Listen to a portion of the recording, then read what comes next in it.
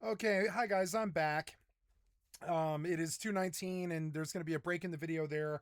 I had trouble with Final Fantasy 11 in my VPN, so I restarted my computer with terrible windsock problems and terrible piece of shit cocksucker, brain dead cocksucker software developers who definitely have no idea. You know, they're just full blown dead ass head ass. You know, they're the dead ass head ass software developers. You know, they got dead ass have their head up their fucking ass software developers. You know, so because of the dead ass head ass software developers, I had to restart my computer. Sorry about that. Nothing I can do. Piece of shit cocksucker software developers wasting our time and passing the cost of business on to the consumer so that we spend thousands of hours of our lives because of their tortious negligence. Prison is where I would put them. I think most of the time I think about it, and I'm like, all the prison that people who did drugs got. That's what software developers should have got. That's what software developers should have got. Yeah, why do druggies need to go to prison? Software developers need to go to prison. They're the ones who actually hurt society. You know, I really do believe this. It's unfortunate, but I do.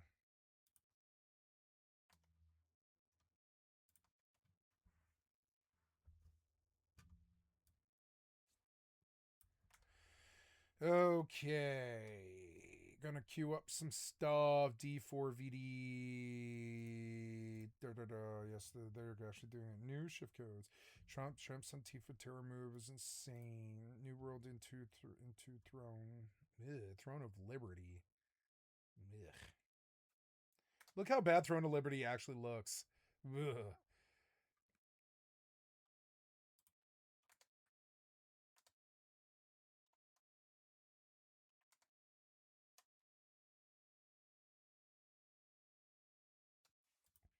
Did you have an error? Of course you did. Son of a fucking bitch. Did you cause me another problem? I might stop doing FFXI Horizon. This constantly causes me problems every single fucking day just trying to get this goddamn client to run. Do you see it? It's so annoying. This client constantly fucks with me, and I'm fucking sick of it. I'm sick of doing it. Software developers. I love Final Fantasy 11, but yeah, you knocked this down to 50% off, huh? $75.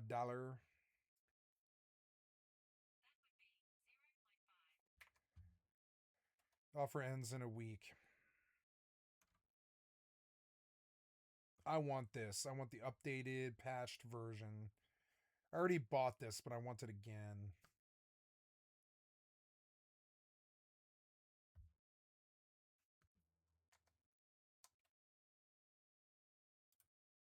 Sooner or later, they'll sell this again.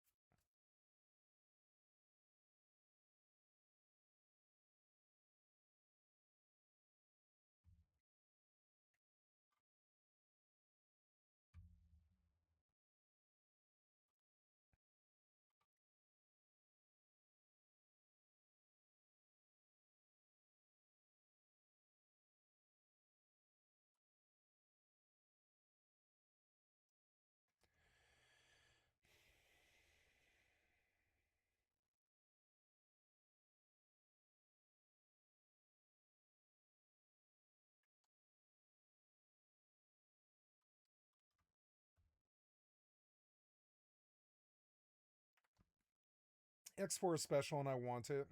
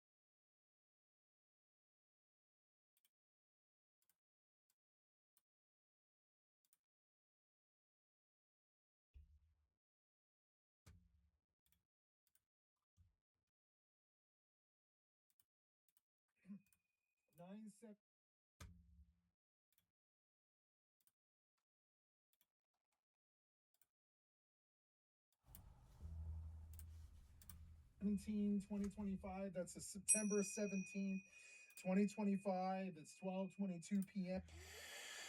Okay, I think we're okay. Yeah, I don't believe we've had any problems. I believe we're okay. There's a couple of other things I want to check, but every day the software developers seem to make my job harder. I'm just saying. Like, look how much shit I have to do just to watch. Like now, because of the VPN, my speed is at half what it should be. Oh no, there we go, there we go. So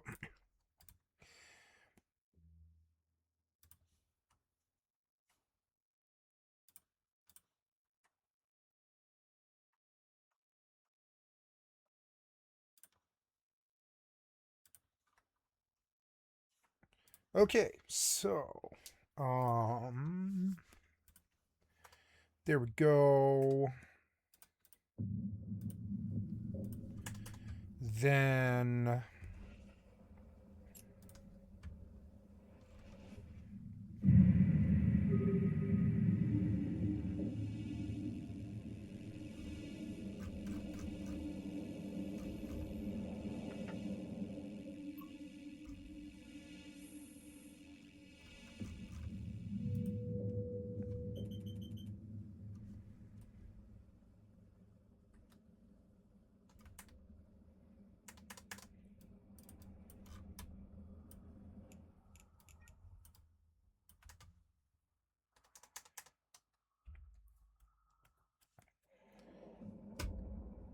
I thought I started this. No,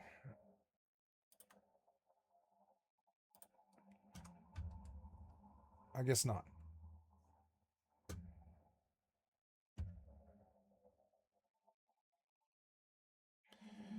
There, I should finally be okay. I don't think I've got any more issues.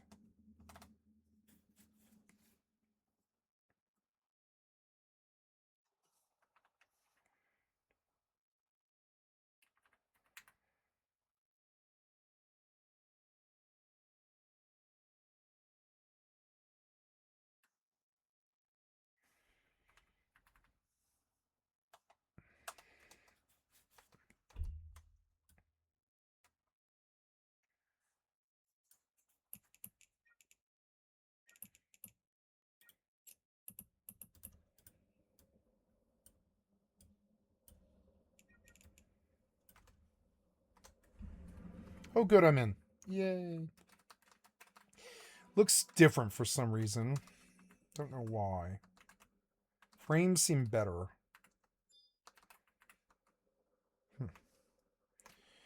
Let's go get a velociraptor.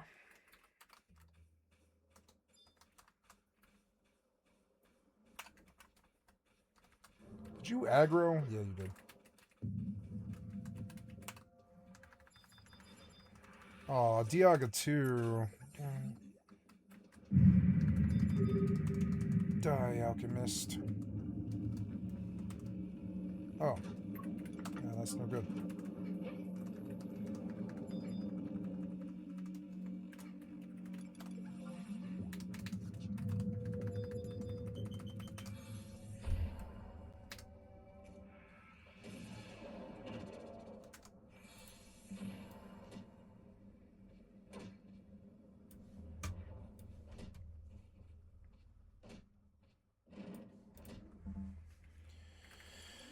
Alright.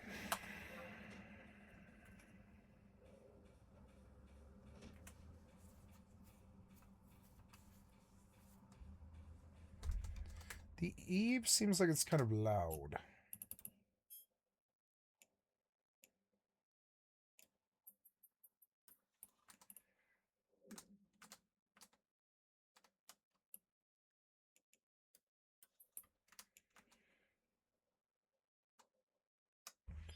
Alright.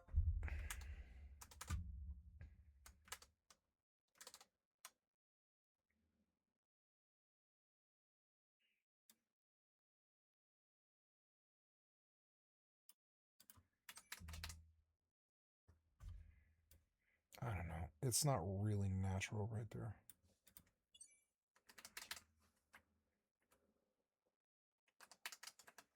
Fucking Diaga.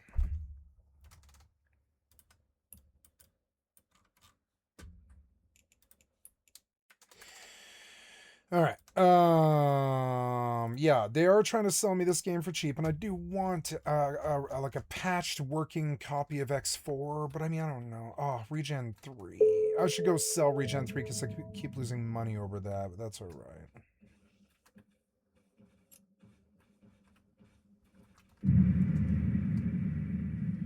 I suppose I'll sit.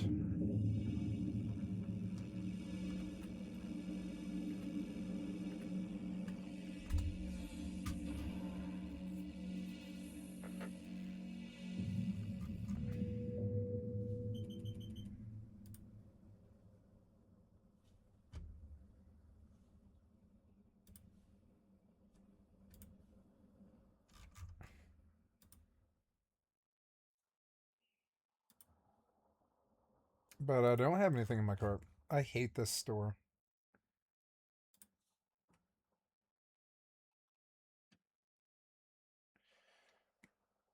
Everyone's playing Borderlands 4.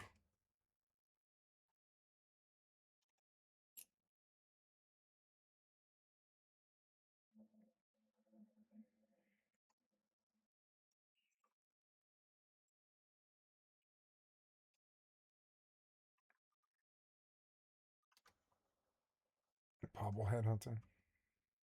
Oh, $75.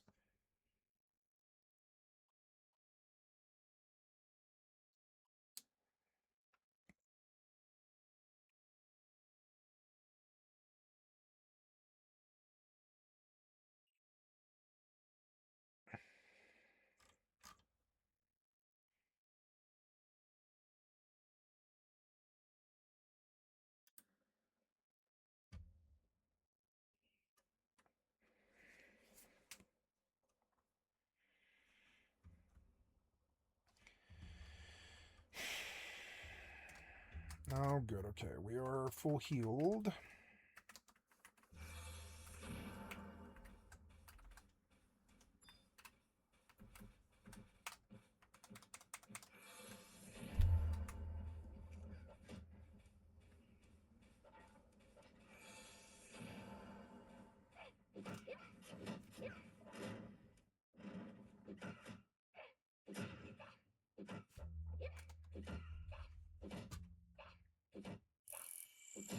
Alan Wake is $1.50.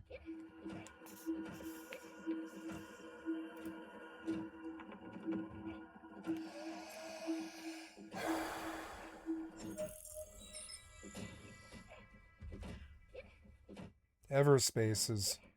Oh yeah, because there's like a sequel.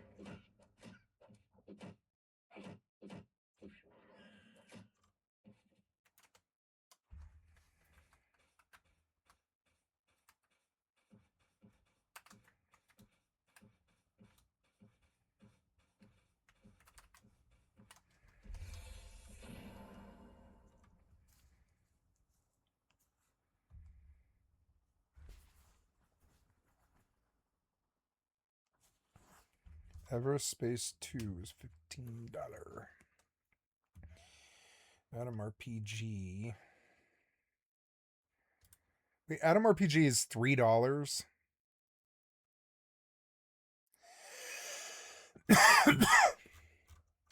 Oh no, this is that other game. Never mind. What am I thinking of? Atom Fall something.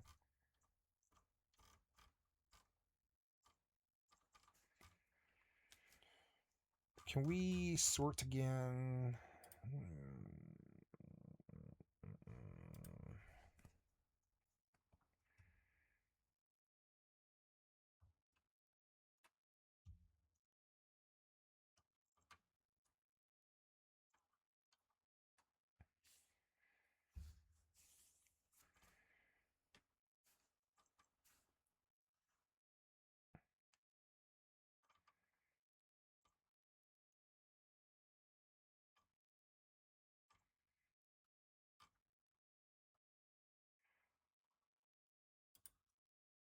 I remember that being a really good game.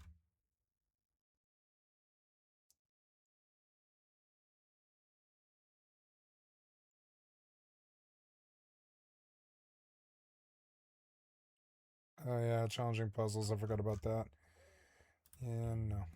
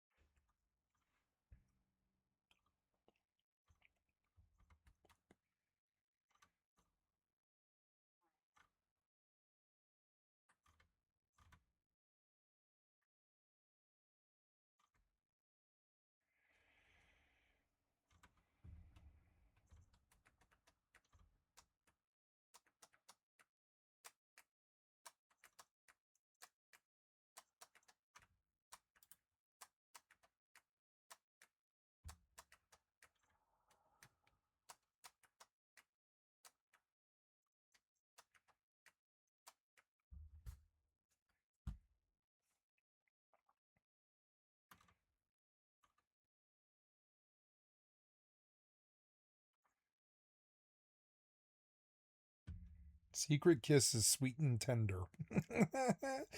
A weird fucking name for a game.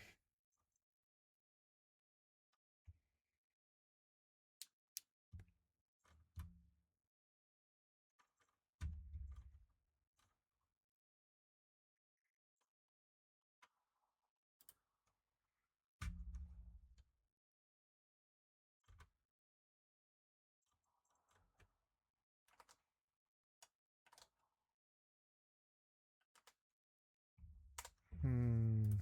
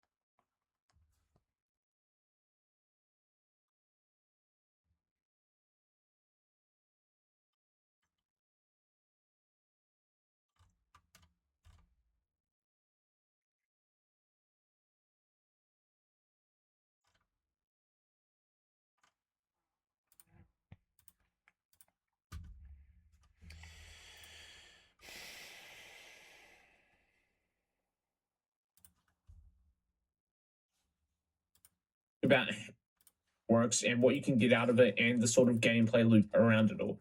To start, alright, in today's video, I want to talk about how Raid Zone works and what you can get out of it and the sort of gameplay loop around it all. To start off with, I want to go over the baseline of what the scenario actually is. To start off with, it is basically a Rust-like scenario. It is fundamentally takes a lot of the same concepts that Rust has and applies them to the once human world.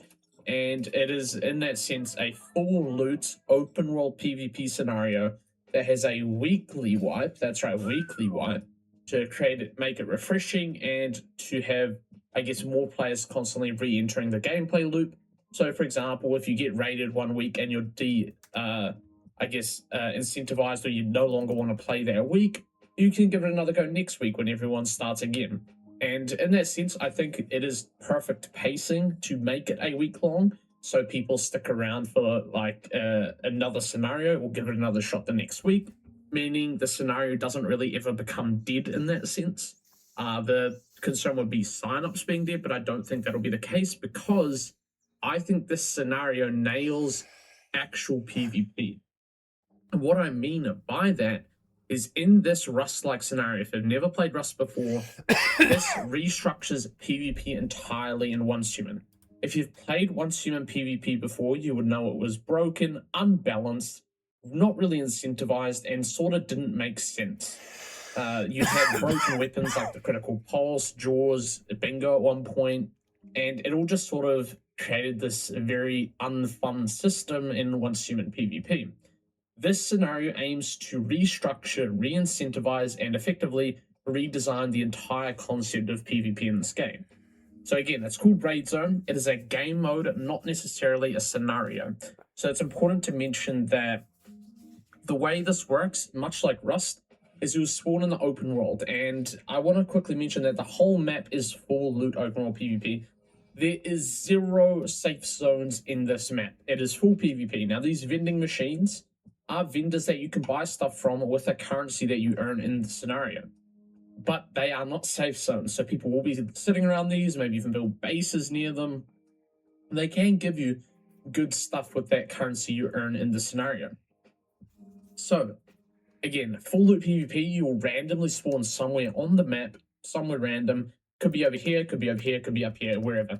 There are some hot zones for spawns. I know that Tallgrass Inn has a lot of spawns down the bottom left here for memory, especially in the closed test last month. And generally, you want to scramble, find some logging, find some wood, build a base. So you first off want to press B. You want to go to your, I think, structures, and then, facilities. And then you want to go to function and then territory terminal. That is going to be your initial base placement, or think of it as a TC in Rust if you've played Rust before. If you haven't played Rust before, it is effectively, again, a terminal that is going to allow you to build around it and create a base. So you want to protect this thing. It is important you protect your territory terminal. If your territory terminal gets destroyed, bye-bye to your base. So everything is raidable to a degree in this game. We will get onto that in a sec. But again, your base can be raided. You need to build this, protect it, and I will give you an example of my base. It is very Rust-like. It is a honeycomb design. I have got, I think, 5 layers of honeycombing from memory, and it is about 4 layers high, using stone as its entirety. There are different tiers. I want to go smaller. 2-story. Box. No doors. Just walls.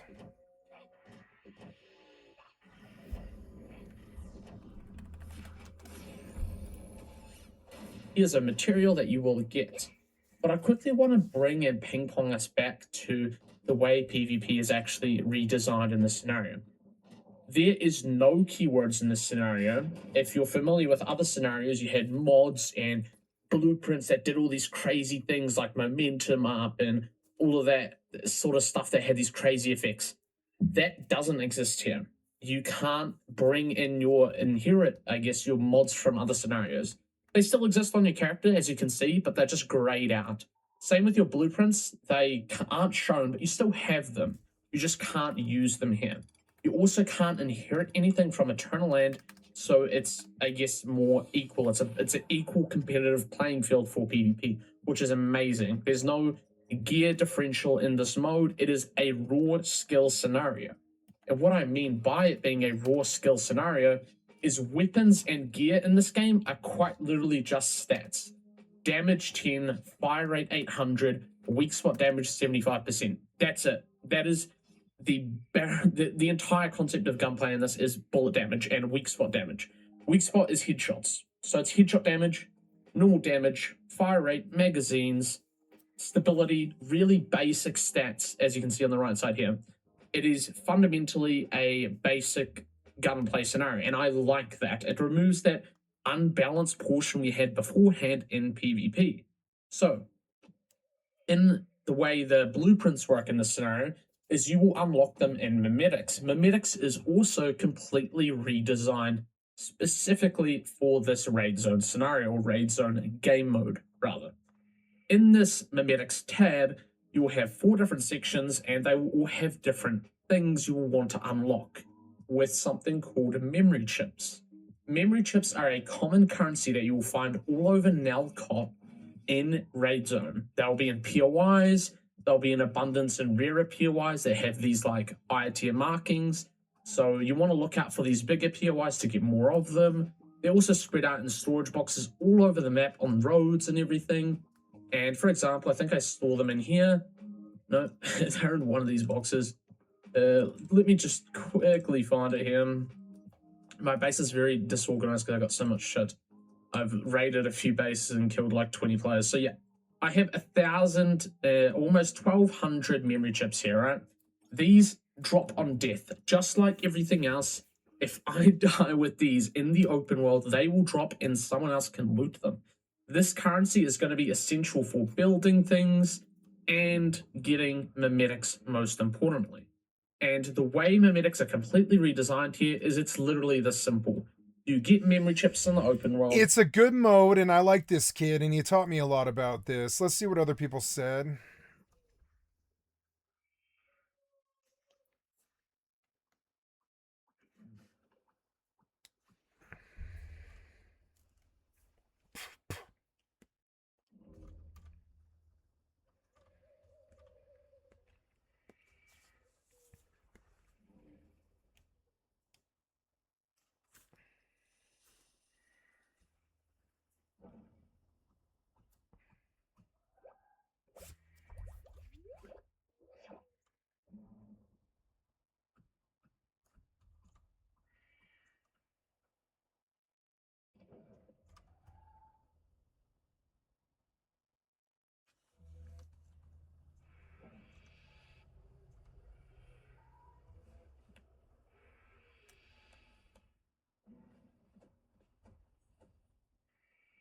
Oh, yeah. They lost me at base and character dies anywhere offline, yeah. Yeah, offline raids, that's all this is, huh?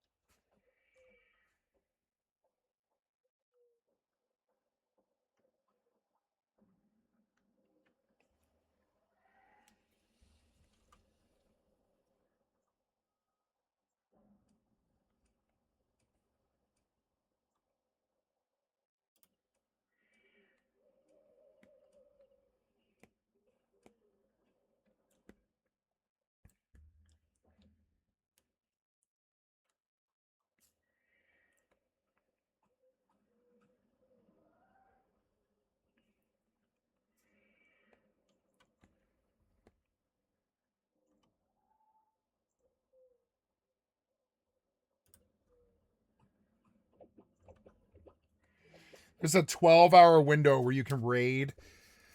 So you just don't play it during that window.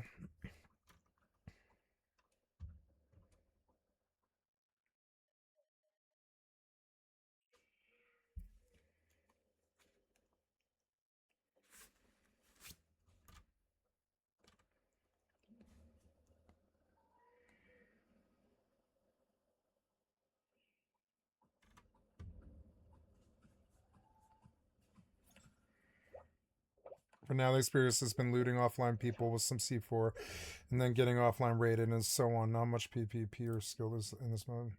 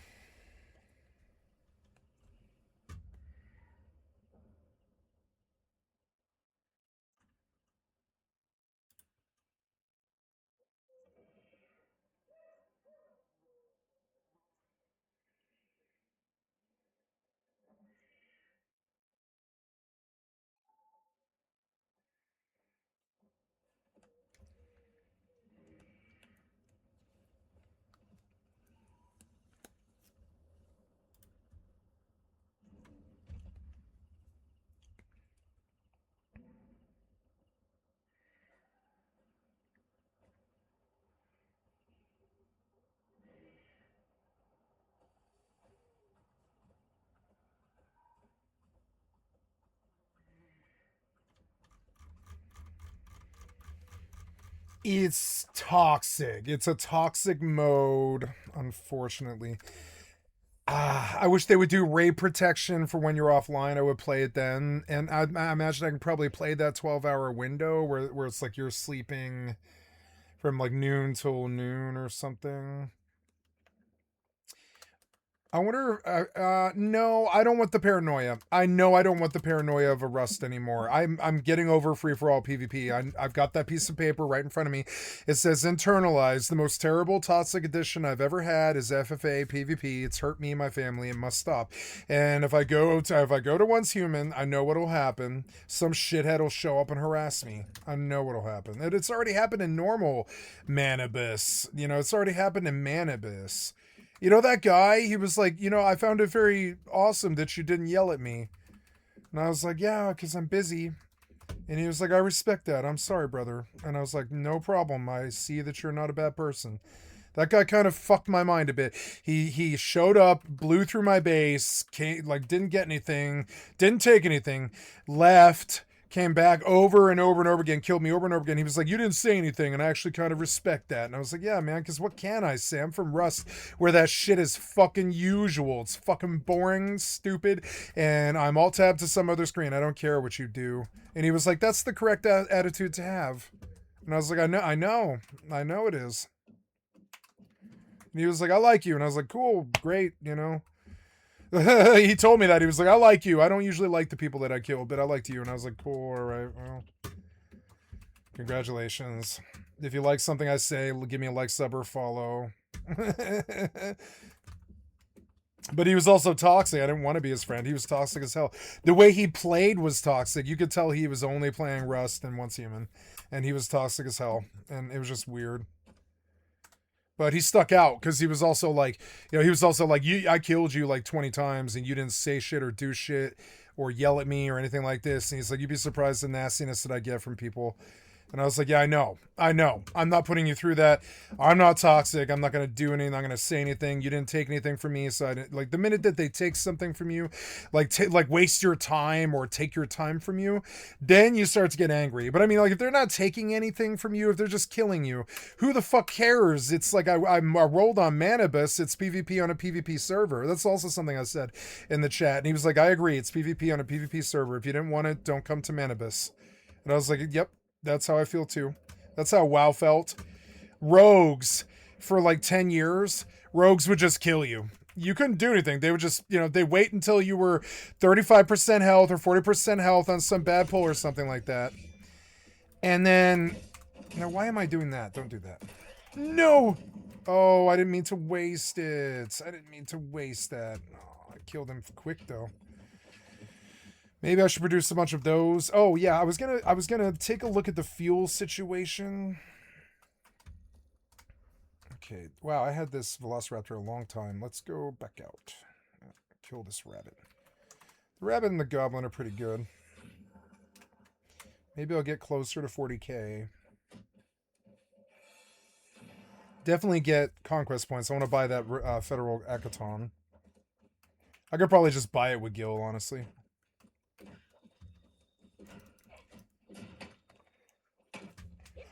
You know, for 27 years or something like that, till I was like 27 years old, I thought that Gil was called Jill, G-I-L.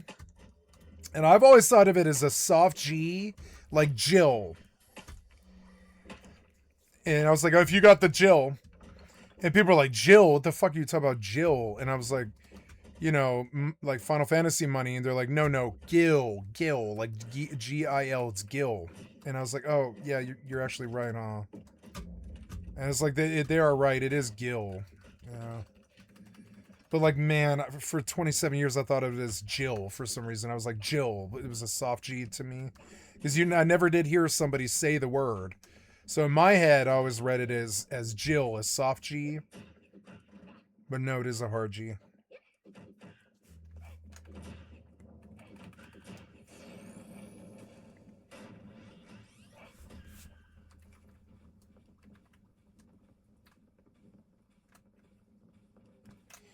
Okay.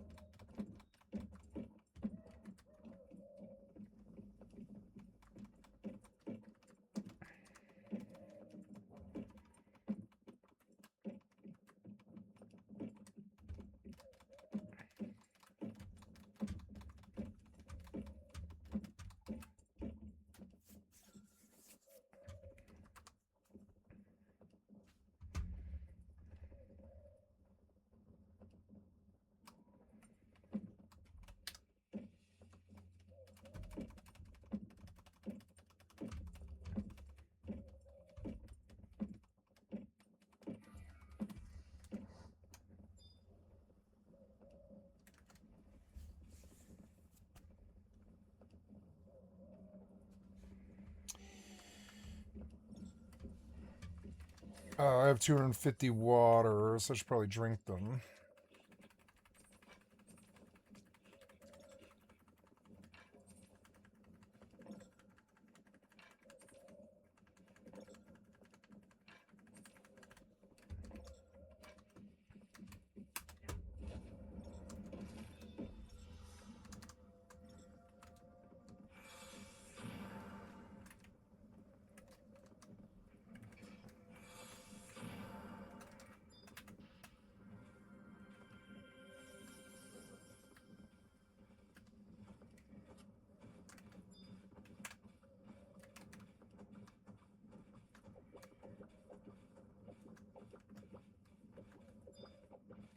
I'll take that gob off the board. Fight back here in this corner.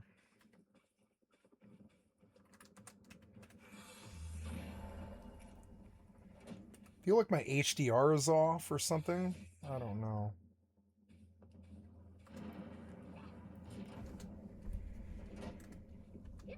Okay, so I want to. There's several things I want to do. I want to buy this thing and the memetics thing for fuel.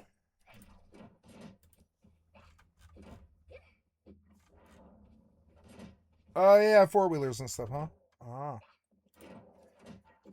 Ah.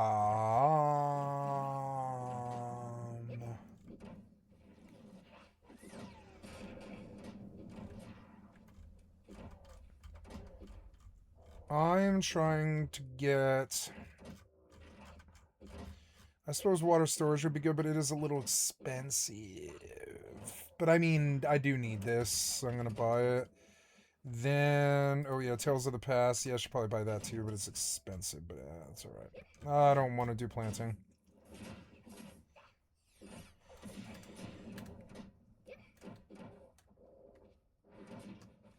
I bet I could probably do pretty well at a Rust Once Human mode, but I would keep it simple to a 2x2, you know? Or, well, probably more like a 3x3, but yeah, like a 3x3. But I know what'll happen. I'll just be harassed. I'm not, I mean, I know I'm stupid. I know I know what'll happen. I need to stay off it. But it's nice that the mode is there. It's a little too late. But I mean, you know, yeah. Like free for all PvP has had its rapacious way with me, and I don't want to be around it anymore. I don't think I want to touch mortal. I can't believe I'm throwing. I want to give a house away. Mortal maybe.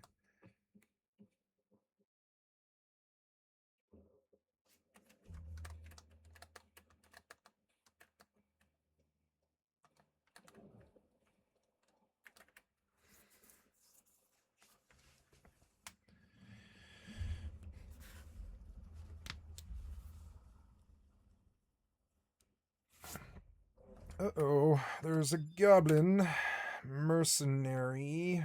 Do you need help? I can help you.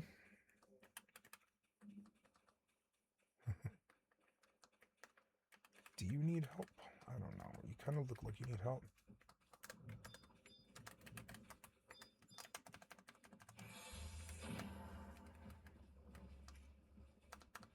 He's like kiting this gob. I will kill the goblin. I don't care.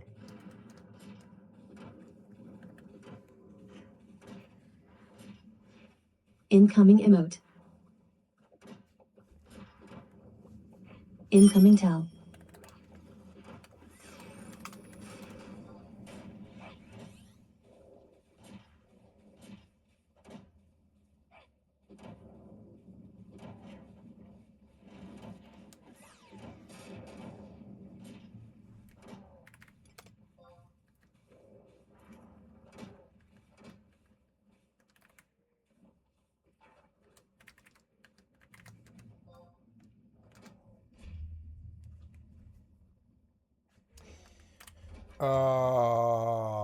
That smelled good.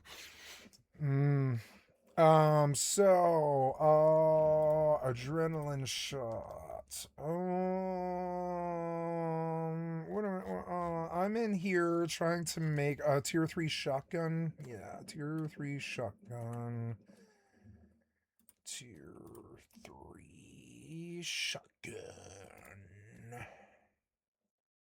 What about a tier 4? Can you make a tier 4? What am I missing? The illuminant ingots, but I'm not that high yet. So, yep. Go. Equip as primary. Move the slot. Yes, transfer. Cool. Then we're going to go break the other one.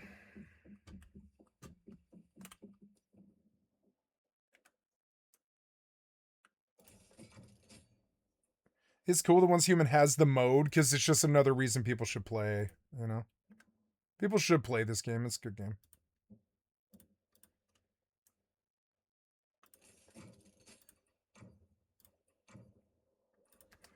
It's happy. It makes me happy. Damn, the rain looks good. It makes me happy to know that the mode is in the background.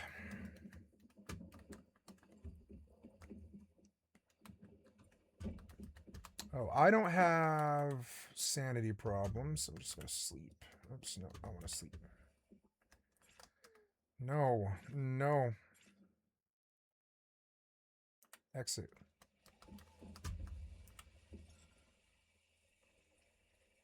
Character reforge. I mean, what are we talking about here?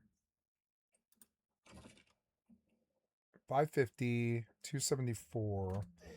Gonna produce some missiles for bosses and stuff, because I only really need the shotgun, frankly, with all the pet stuff that I have. This Velociraptor, I want him to sit down. Or, actually, I'm gonna just have it leave, fuck it. That way I'm not worried. No, I will take a Liz or some such.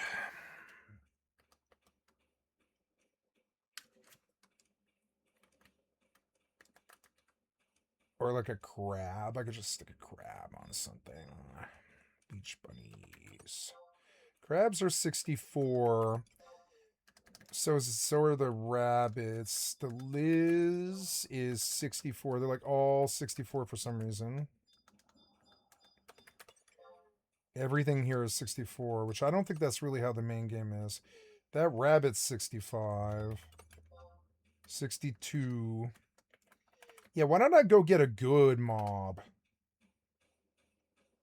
Like, wouldn't that be better for killing these things? Yeah. Get up. Disassemble to get mod parts. Get up, you. Switch camera. Turn off UI. Let's see. What else? Oops. I got hit by something. What is it? It is a crab. Let's take the crab and just fight. I don't care. Or I can just release him. You know, I forgot that you can just charm something and drop it. You know? I can tell it to stay, walk away from it, and drop it. It doesn't matter what aggro is, really. It's kind of funny. There, that Velociraptor, it's 69. He's DC. So, let's have the crab stay back here.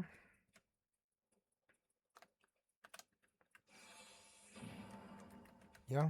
And then I'll drop him when I'm out of his aggro range. And I'll take this DC Raptor on the cliff. I didn't know how good he was.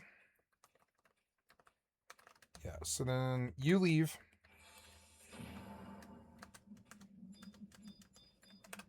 You charm. Good. Then we drop down the ledge and sick him on rabbits and gobs and such. I wonder what level that other one was. This one's 69. That's significantly higher than these other ones.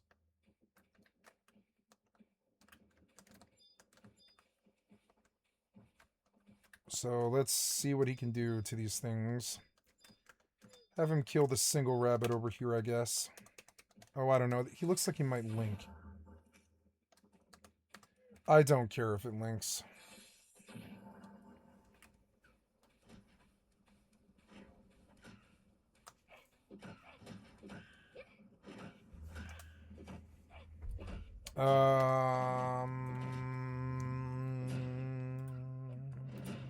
I guess, yeah, I guess we're good. Could make some steel, I suppose. Let's go see. Oh, yes, I remember now. I was going to get the fuel mimetic.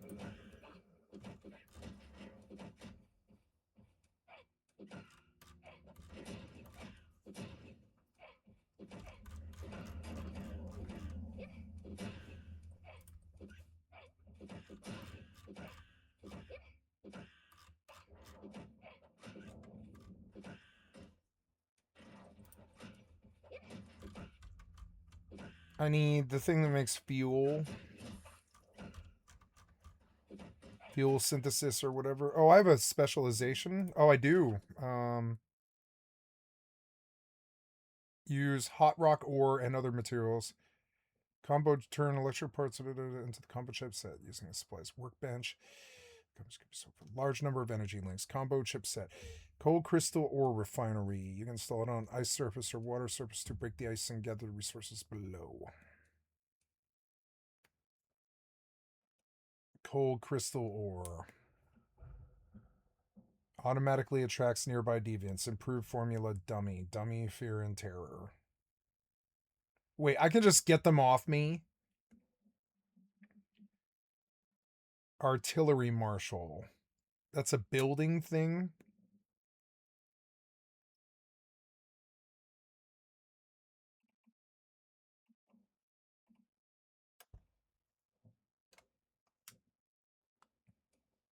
Use hot rock ore and other materials to craft gunpowder at the supplies workbench. That one sounds like the best.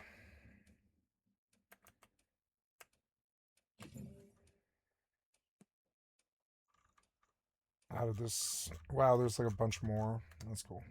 So I like this RPG. It has a lot of depth, like Path of Exile.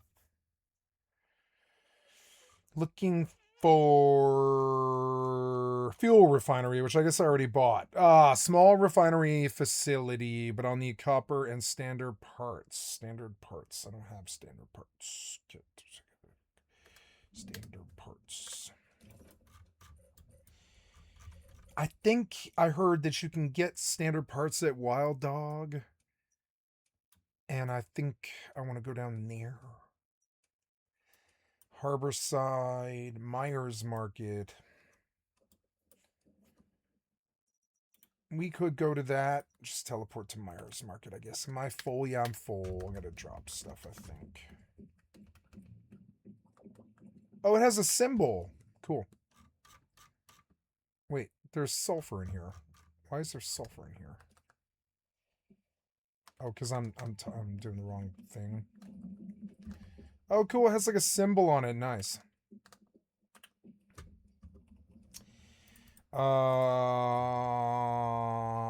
Yeah, merge items. Merge items. Merge items. Okay. Then come up here, consumables. Dump this water. That stuff. I should have sold food yesterday, but I mean, I'm learning the game. I really don't care about that stuff, frankly. I have orange juice, which will suffice for a while, I guess. I do have orange juice, yeah. And, oh, there's polluted water and red soda. I'll take red soda and orange juice and stuff over normal water because they're more hydrating. Okay, and we are good on food and water. I have heals. I have shed all of my weight. I have, let's see. Oh, yes, I was going to produce mixed explosives. Almost all of my... Oh, I have a lot of sulfur, but it's... What am I missing here? Oh, I have a lot of water. It's acid. I don't have a lot of acid. So, yeah, and that'll take not very long. And then, yes, I won't be able to make a lot of these, huh? No. And what am I missing? It's mixed explosives for acid. I will have to choose a different secondary weapon.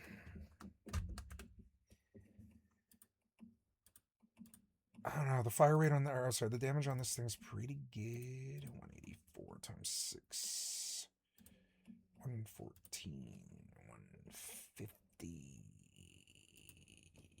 980. 96. 134. 834.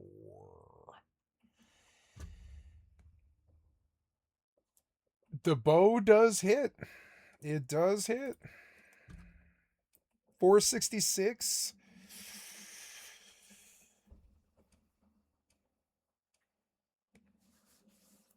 But I don't know. 732. Those missiles are really hard to produce. It's good that I have the rocket. I don't mind that I have it. And then later on, producing it probably won't be that bad. But it's actually the acid that is a nightmare about having a rocket launcher secondary. So let's go the R500, I think. The DE, it fires, it has good damage, but it's not as much as hitting a target. 2 or 3. I guess I'll have to make a second weapon and produce some ammo. Good. Equip as secondary weapon. Take the mod out of the rocket launcher. Yeah. And mod this thing. Oh, no. The rocket launcher was not modded, but this thing will be, so...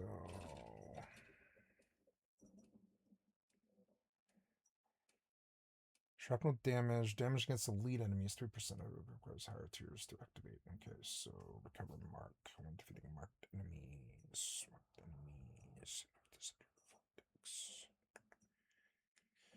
Power surge. Power surge. Script bait. There we go. Okay. Pistol, shotgun.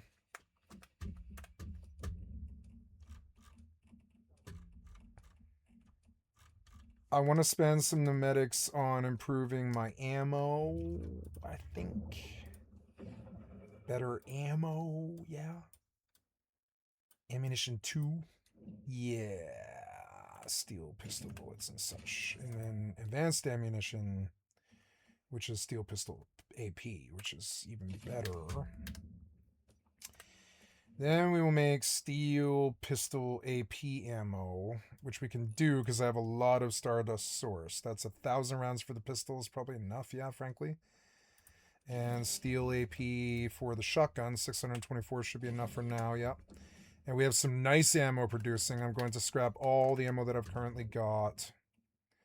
Build Mod Crate Pro. Legendary Burn Mod for my torch wouldn't be bad, yeah? Blaze Blessing. Cool. Can I put that on my torch? Tell me I can put that on my torch. I'd be so happy if I could. Mods. Ah, I got a nice Blaze Blessing mod. Nice. Nice. Crit damage 3%. Oh no, it requires higher tiers, but it will unlock eventually. Nice. Blaze Blessing Violent. Yeah. Luck mod. Cost 500 day held to enhance. Ooh, I can enhance the mod too. And maybe not. Actually, I don't know. I don't know about that. Cool, cool, cool. Oh yeah, and then can we get like stuff on the shotgun? No. Yes. Complex reflex sight for the shotgun. Not bad, not bad. That's good. Ooh, yes, laser and tactical flashlights. Laser. Let's go for laser. Copper shotgun bullets. Nope. We're gonna get a better ammo for that. Okay, back to gun 2, accessory, muzzle, suppressor, mini, complex, zoom levels 2, aiming speed 4%, 10%. That's a better one. Tactics, compact flashlight. Nice compact flashlight. So I turn on this light, right? Then I switch to this gun. Oh, look, it does have a laser, huh? It has a laser. It does have a laser. Nice. It has a laser. Nice. Yeah. Okay, and then torch, and then pistol. Shotgun pistol seems good. Yeah, I like the action on it. It's not bad. It's probably pretty good headshot. I got to make sure the headshots land, but you know, eh.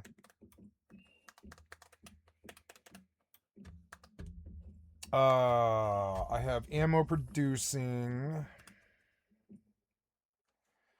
We're gonna go change the ammo on this thing.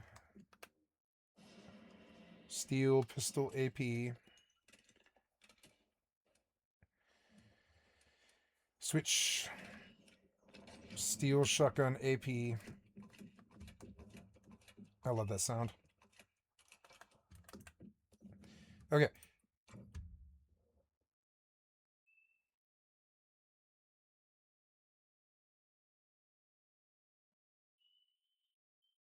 Copper shotgun bullets. I don't know. Maybe I shouldn't break those, huh? But here, SMG, I do want to break, yeah. Copper SR. Copper pistol. Yeah, maybe I just want like backup ammo. It's not like it weighs anything really. Yeah, it's not even a pound, and that's totally fine. So, good. Oh yes, this Velociraptor. Kill this bunny.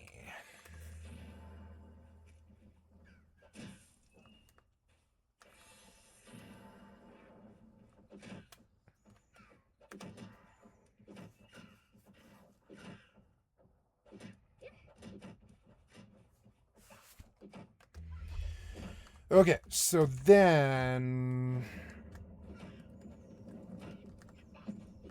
uh,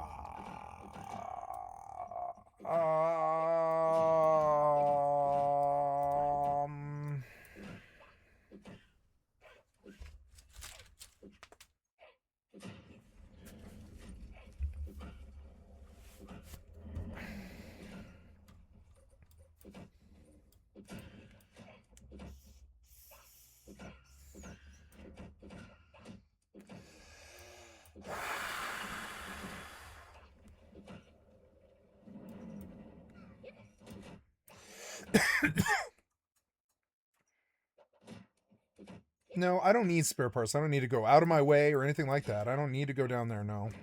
So what do we do? We came over here because we're like at Rotten Manor and Thruwville substation, Thruwville. No, I don't know why I'm here. Excuse me. Excuse me. Oh, I went looking for iron ore, and this is where I found it. Yeah, thinking that I would need to produce a bunch of steel, but I don't. So now I can roam around to a level appropriate, and I'm level 33, a level appropriate dungeon, like that Winding Ridge farmland. Right there, we'll do that because that's a little. No, we'll go to that. We'll go do that, or well, we'll do this. We'll do this first, and then yeah, and that's the plot. You know, I don't remember what the Once Human music sounds like. Oh, yes, the Velociraptor.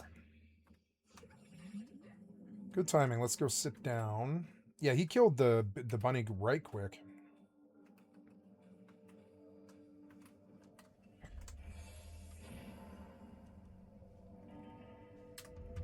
Ooh, is it good?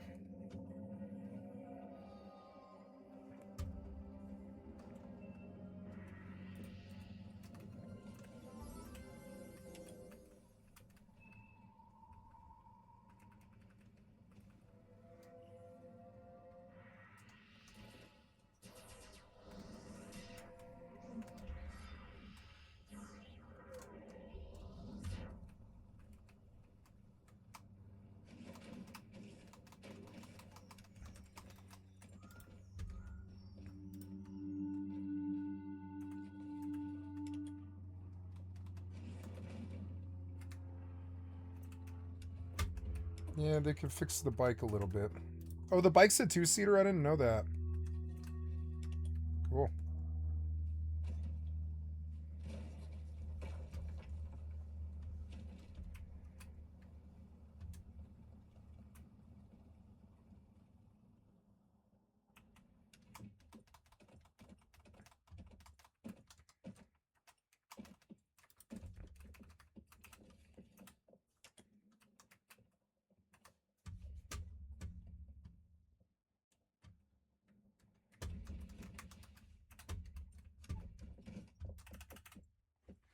I'm gonna open the door. It's a nice sunny day. It was rainy before.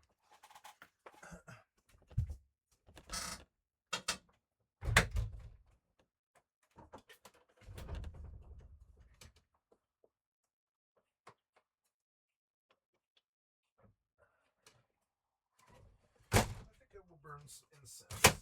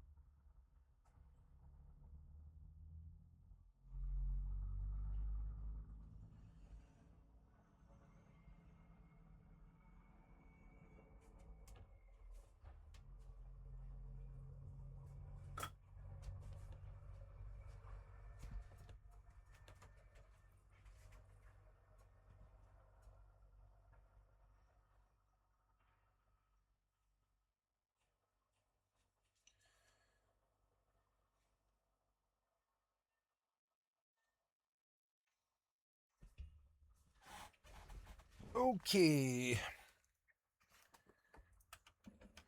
Photo frame. Let's see. I'm going that way. Oh, yeah. God, the game looks good. It looks better than New World. It looks better than, like, what's that game? Atomic Heart? Atomic Heart was a beautiful game.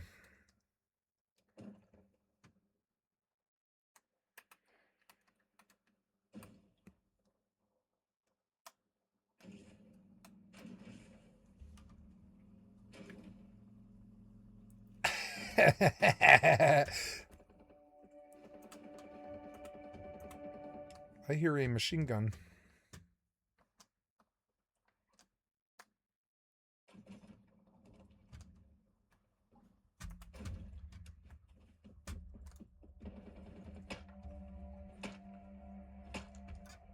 Trippy.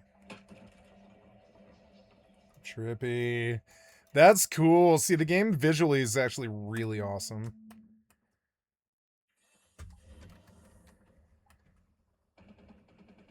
There is somebody running this monument for some reason.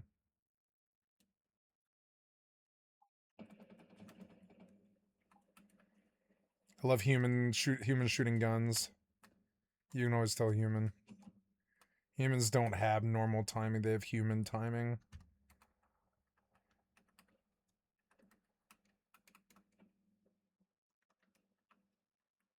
It's good to hear somebody else on the server. Though I think there is a lot of people here, actually. Smells good.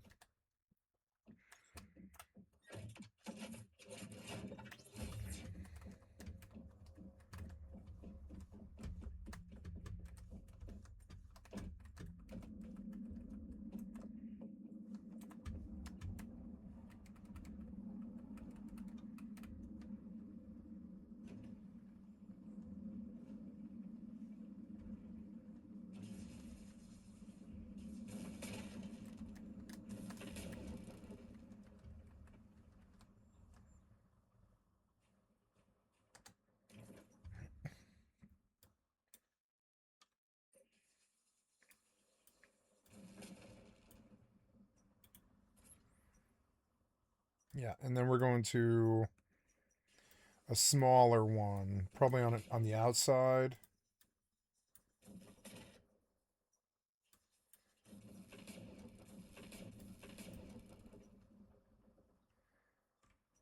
Maybe Rippleby, actually. Seems like perfect for my level, actually. Or no, Wind Farm. We'll go to Wind Farm, because that sounds like a little bit... or Rippleby Market. How about that, right? That's like a little lower. It's actually got a market workshop. I don't know.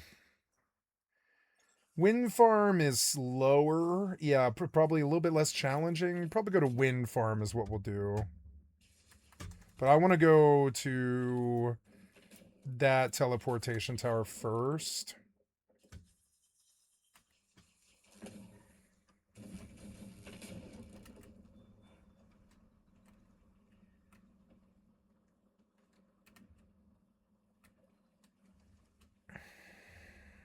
Oh, bus.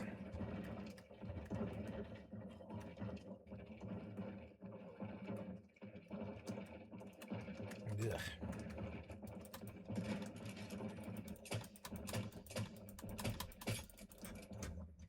Yeah, this is the right gun.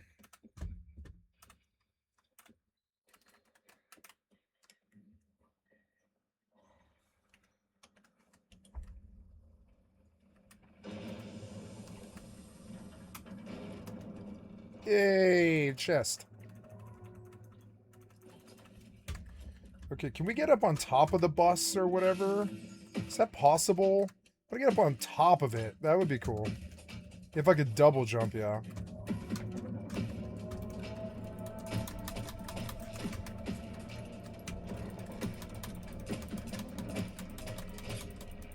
Man, I do like no damage for some reason.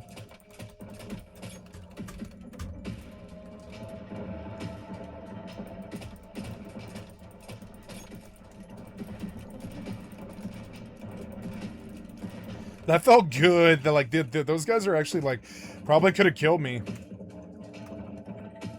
I love that I can leave the bike behind because it's like my property. I can just summon it to me. That's the cool thing about video games is you can actually have some fun, you know. Man, it's hard to actually like shoot on this thing. It's like really hard.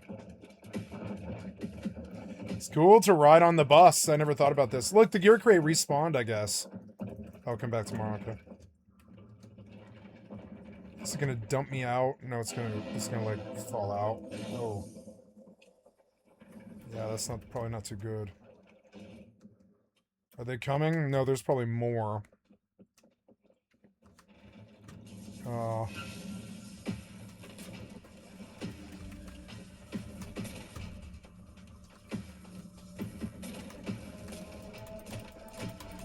Ah, he instant killed me.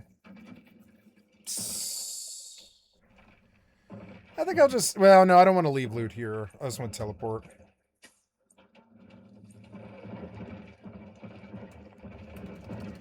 And fuck you, assholes. You do way too much damage for how I'm way higher than you. It makes no sense. It is cool to ride around in one of these. You, like, knocked down a tree. I love this stupid game. It is a silly, stupid game. I love this game. Oh, he's going down. He kicked me out for some reason. Let's see how chunky these level 20s are, because this server's harder. Yeah, look how chunky these level 20s are. Ah, no, don't kill me again. No, don't kill me again. No, don't kill me again. Oh. Don't kill me again.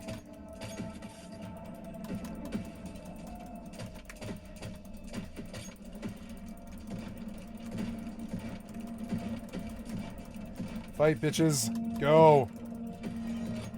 Ah!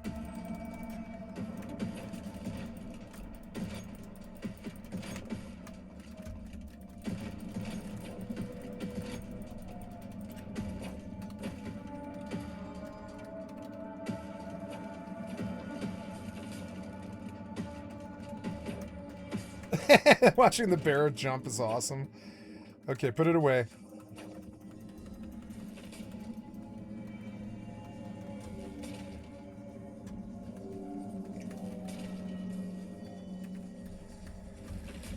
Just looking around for iron ore and I don't see any.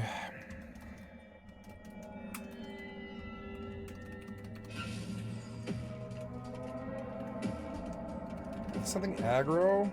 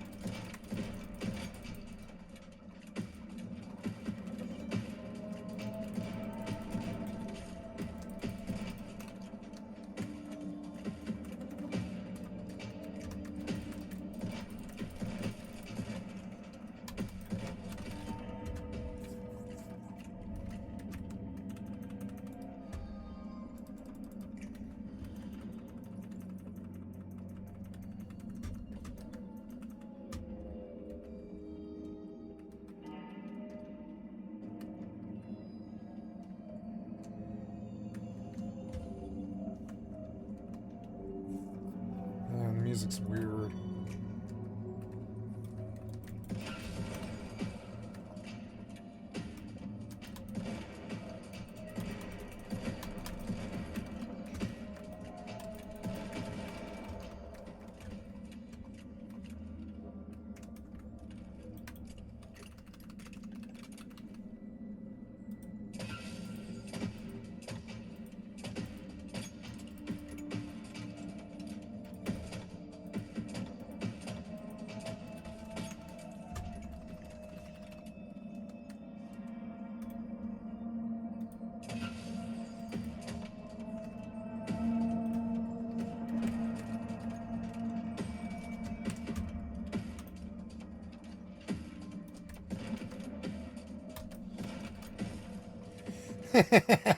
The bear like closes.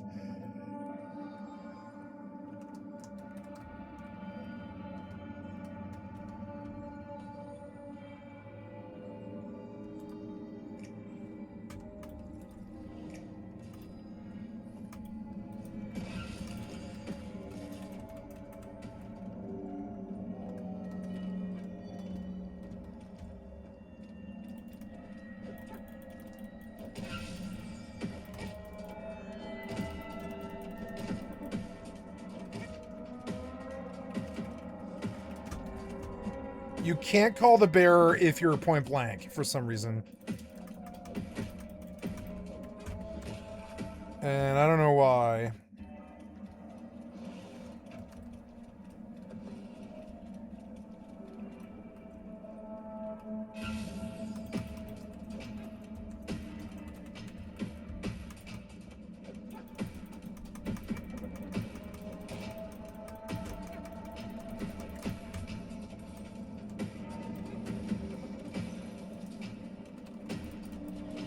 Ooh, I got a level.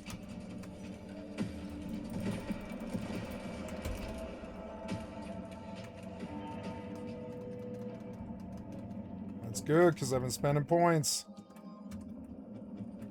This place looks awesome. There's like all this purple stuff. I wonder if there's something on the bus. Oh, there. Nope. Nope. Don't kill me. Don't kill me. No. Ugh. He stunned me. That bastard. What do you mean? You go kill Rabbit. Or Liz. Go kill that Liz.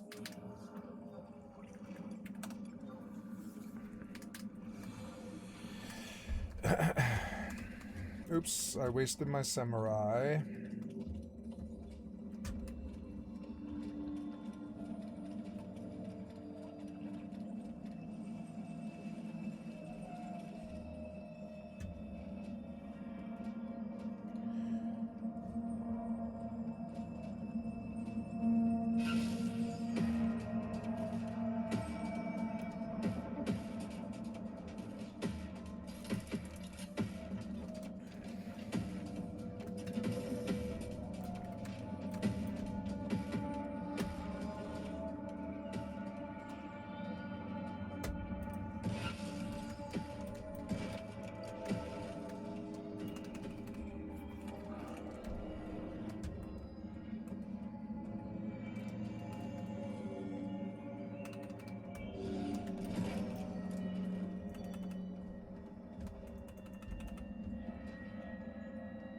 Maybe I should be at my own level.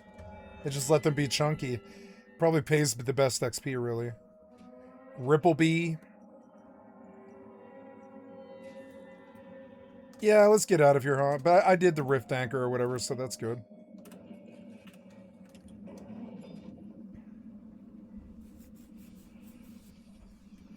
Oh, good, I'm full.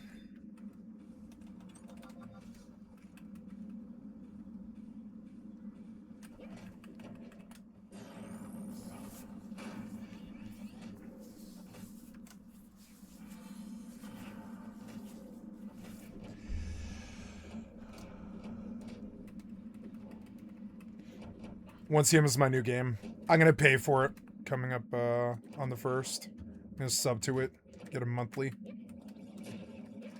I want those cat ears that are in the store now, but I don't know. Like, that's only 12 days away. They'll probably still be there, hopefully. The season isn't ending. I think that's a season set.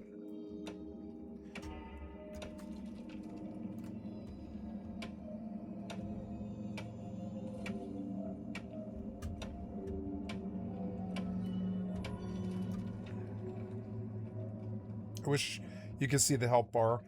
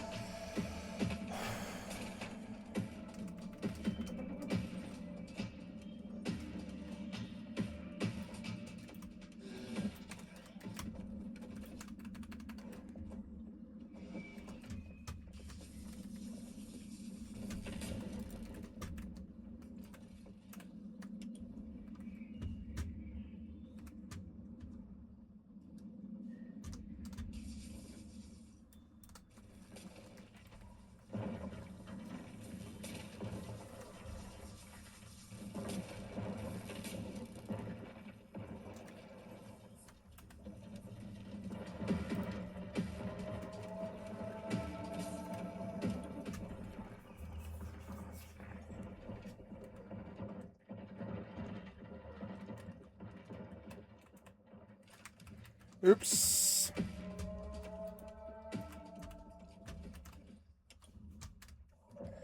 Can you turn the combat music off?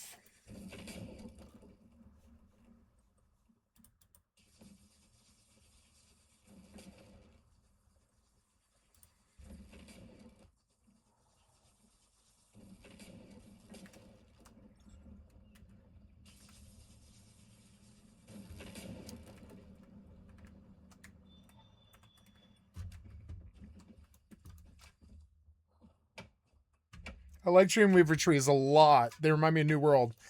Yeah, that's kind of like. I wonder if there is some New World crossover here a little bit. Maybe some of AGS's people is in Starry now or something. I don't know, but they seem to have like kind of a lot of the same sort of graphical flair. They're pretty good at making graphics or visuals. I mean, yeah, like this tree is straight out of New World. It's beautiful. Without New World, we wouldn't have had stuff like that, and like I think New World's a good game. We got, I didn't finish the New World video yet. We haven't done the New World video. I have a whole bunch lined up. Oh no, something hurt me. No, don't hurt me. I'm like in a lightning patch and I need to leave.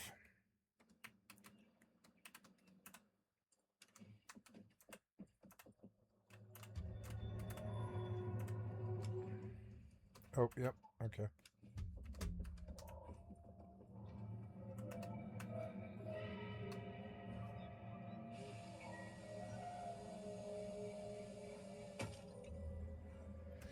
Tool durability depleted. Aw.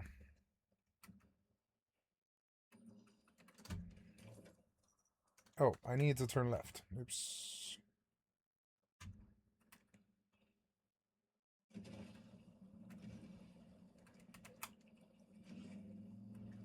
Damn it.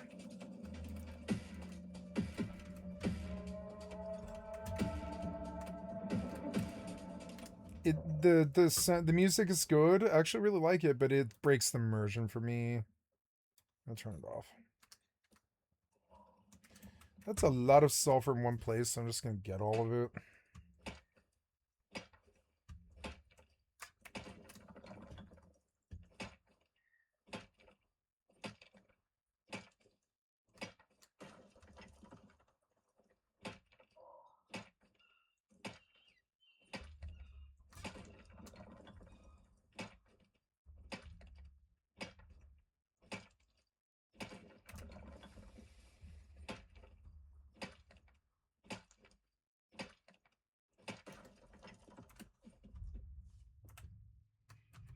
It's cool how a door opens for you every time you walk near it. Look at that. I didn't really notice this effect that they did, but that is cool.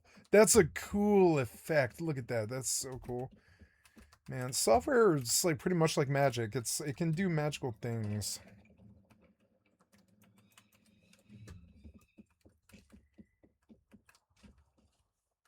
If only the developers were competent. These developers are competent. Like, really competent.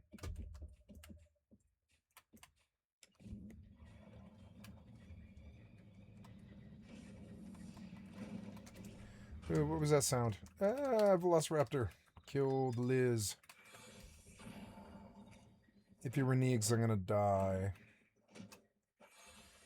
That's fine.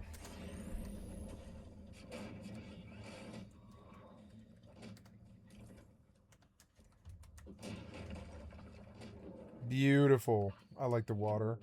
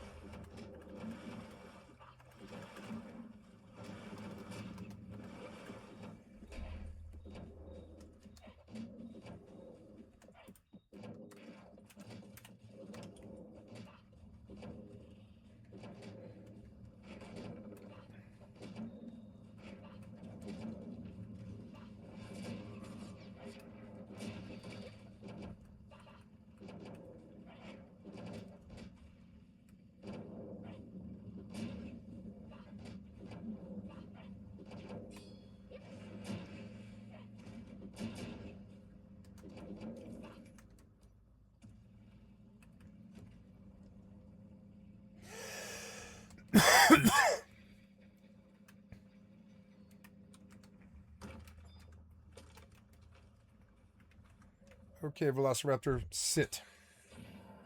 Sit, boy.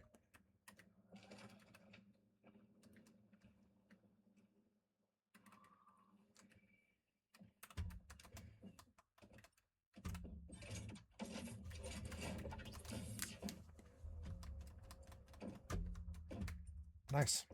Well, Rippleby, Ricci, securement points. Richie, 0.2.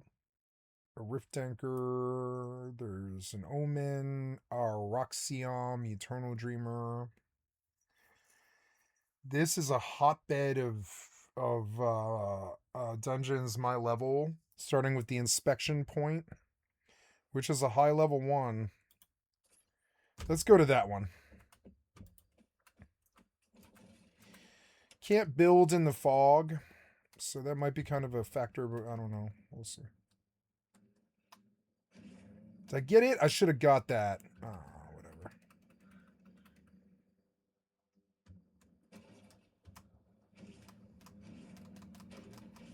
I love how you can, like, bunny hop up the fucking cliff.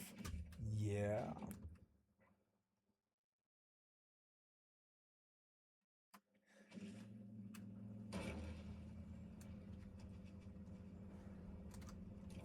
Oops, wrong way.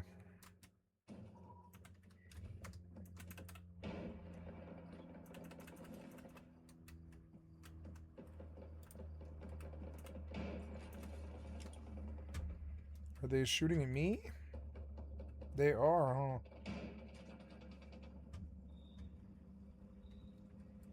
These guys are armed, huh?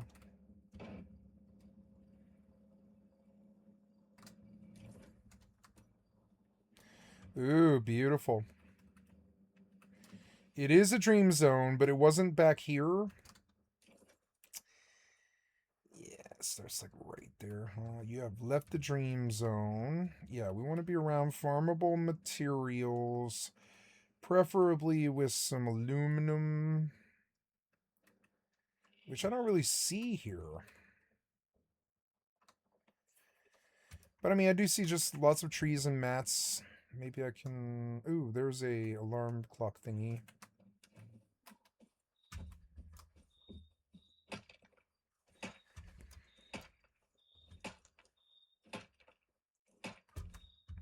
Oh yeah, can't you buy with the sand? You can buy acid, I think, every day.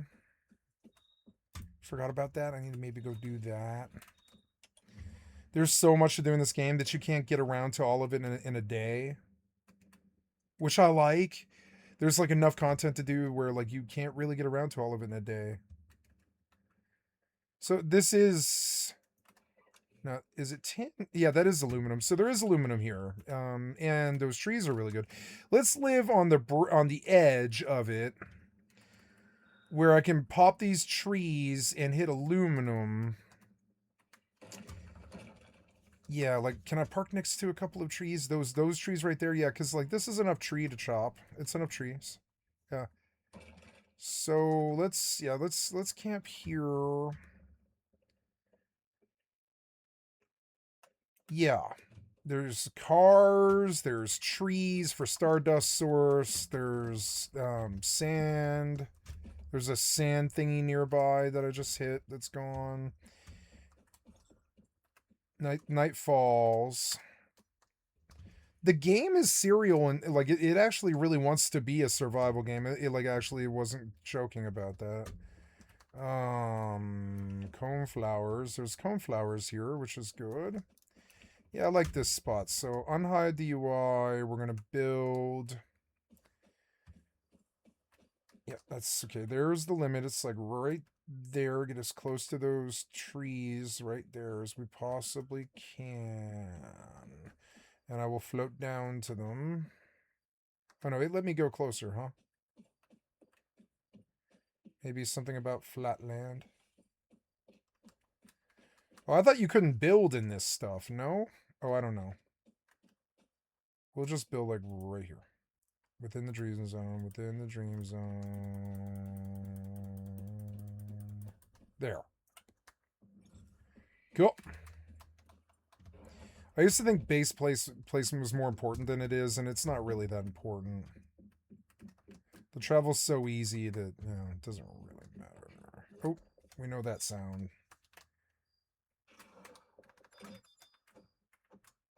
I thought I rested him, but nope.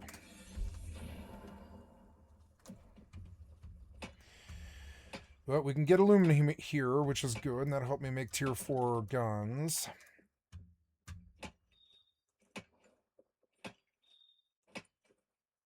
I don't really like the suppressor on it.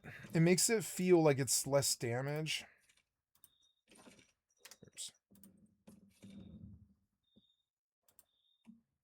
I don't want the basic suppressor.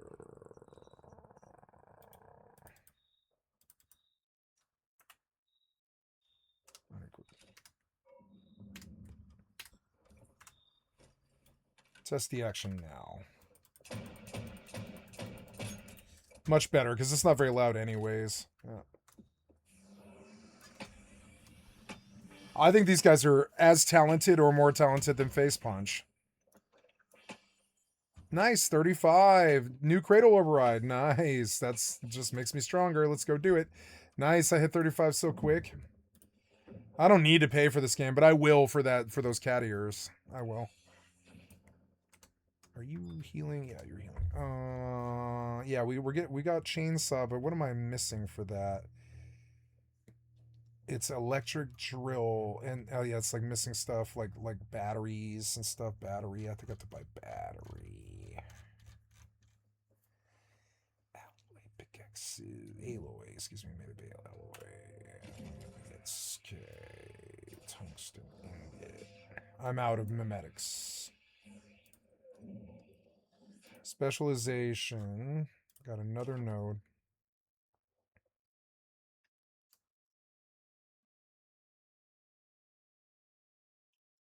Take less damage. I could make more. 100. I could get 100% centered brick yield in glass crafting, which I think that is actually better because you can just sell that stuff for the currency. This is good too. The treasure hunter electric drill. Because I don't really make a lot of center brick. I guess I could. All my stone, it doesn't really go anywhere. And I could improve the yield and just sell like massive amounts of stone. This fits my spec more, so I'm going to take that one. Now I won't feel so bad about mass producing. Oh, I went up a level. I guess. Did I go up a level? I don't know. No, I'm 35, I think. Yeah, so no, I'm not up yet. So, yeah, the center brick thing makes it so that now when I do make center brick, it'll be a lot of it. Oops. Yeah, center brick, right? A lot of it. And we do get efficiency, crafting time, power consumption 50%, and crafting time 60%. So he mentioned that you have to replace furnaces every single time that you get like a new cradle thingy.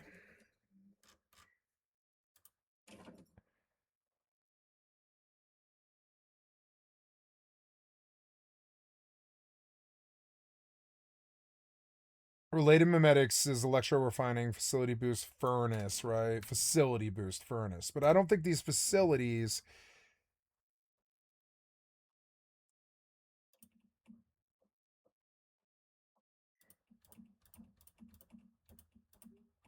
Consumption 50, 60%. Yeah, I am seeing a sign that. I mean, there was all of my center brick, but then I can sell the center brick, or I can upgrade. The raid zone would be good if it was PvE focused. I don't know. It's not, though. It's almost entirely PvP focused, and like that seems weird to me.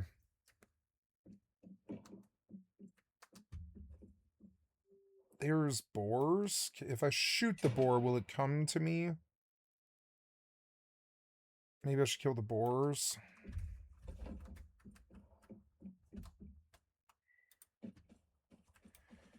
Yeah, they're coming. Man, they made everything so much more chunky.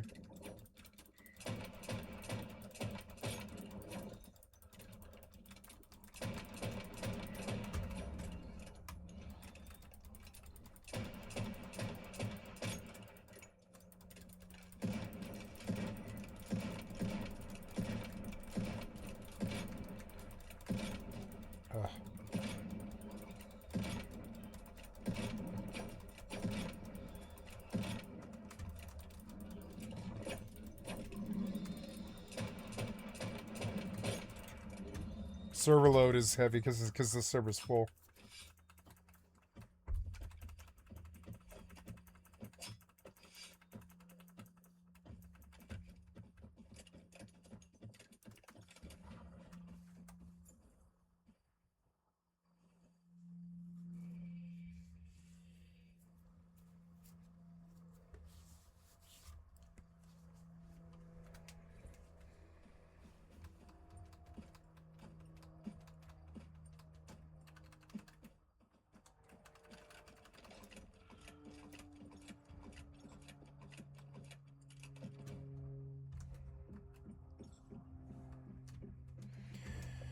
All right, back to business here.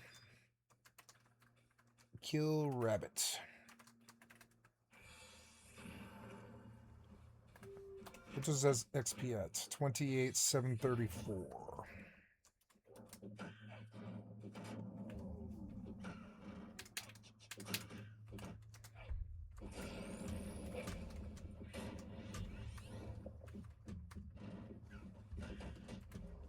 This is my new Rust. I'm gonna stay here. I like this more than Mortal. It's got better combat than Mortal. And it's got a builder that's way better than Mortal. Like, you know, Mortal is a good game if you haven't found anything better, you know, but if you find things that are better...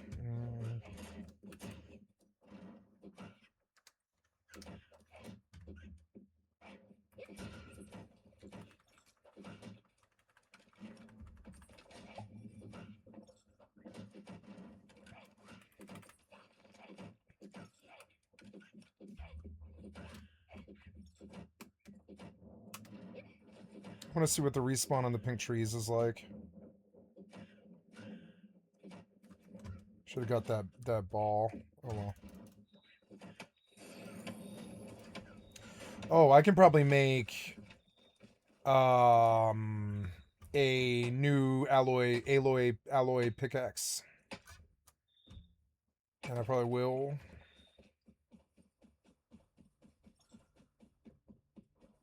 Forgot about that.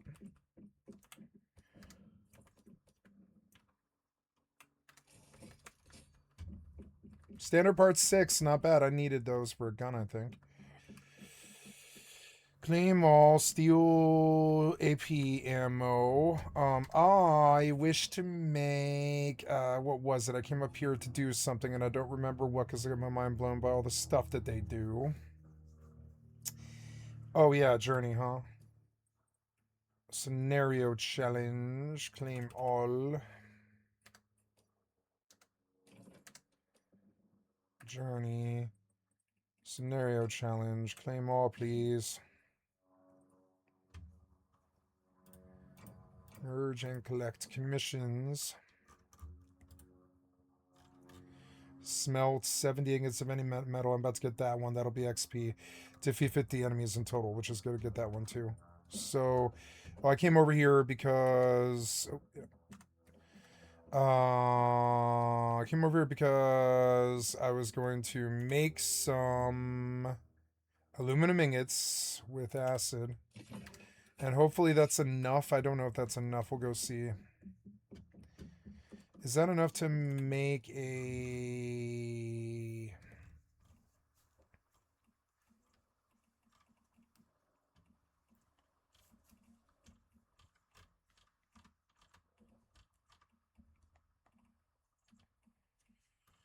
I need a new tool. Not a steel pickaxe, but an alloy pickaxe. I have the thing. Oh, good. I'm going to have enough. Yeah, I'm going to have enough. Nice. Yeah, at least for one. Nah, nice. Yeah. Hey, level 37 too off of the mining. That was good. I got more memetics. So now we come and we... Ooh, the XP system feels good even though I'm not paying for the game. So, what do I want to do? I want to make an alloy pickaxe. Alloy.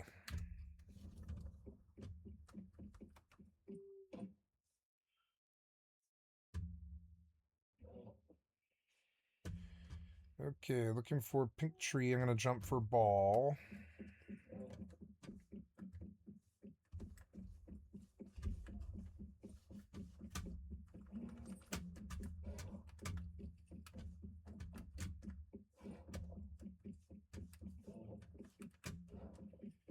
Off and away we go.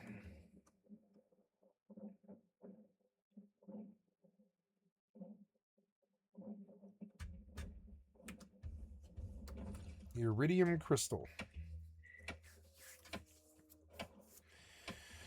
Okay, let's see what the respawn on these pink trees are. I'm going to put them all on cooldown and just see how long it takes for them to respawn. I think I can also jump worlds if I wanted to. I can just jump worlds and farm the pink trees over and over again. They don't care about that. That's another way to do it. The pink trees don't really mean that much, but I think you can do a lot with Stardust Source. What can I do? Let's go ask trying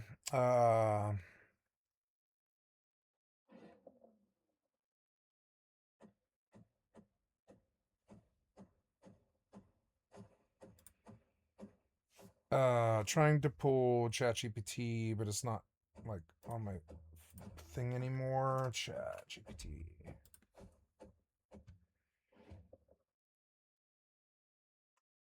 Did you open? Yes, allow, please. Yes, what can I help with?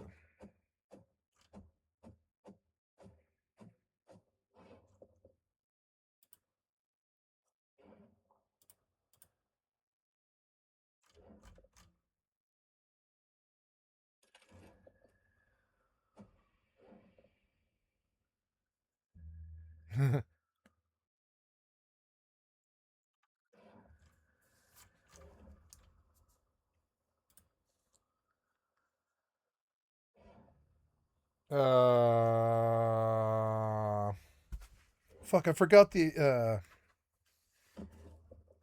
name of my AI. What's the name of the AI? It's like something Sam.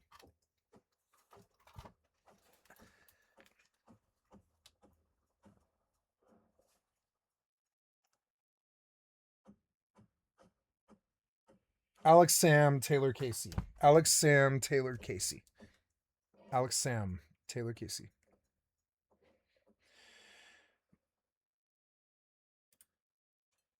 Good day, Alex Sam Taylor Casey.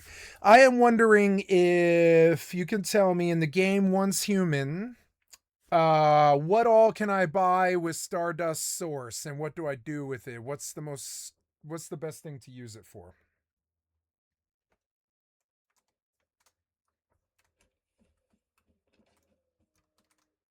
Hey Sky, in Once Human, Stardust Source is typically a premium in-game currency. Here's how you can use it and what to prioritize. 1. Cosmetics and skins. You can often buy unique outfits, weapon skins, or cosmetic items that personalize your character. 2. Special items. Sometimes you can buy rare crafting materials, special consumables, or items that boost your gameplay. 3. Convenience items. You may find items that help with inventory space, speed up crafting, or other quality of life enhancements. Best uses. Prioritize items that enhance your gameplay or enjoyment. Cosmetics are great if you enjoy personalization.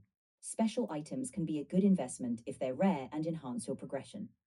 Make sure to use Stardust Source in ways that align with your playstyle and priorities in the game. Enjoy. Thank you. Very helpful.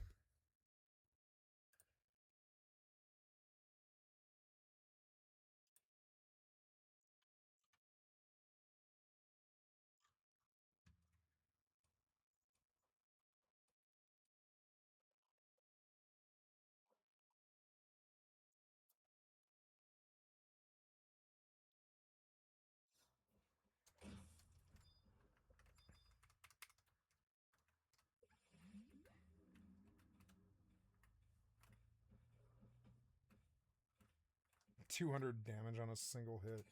Man.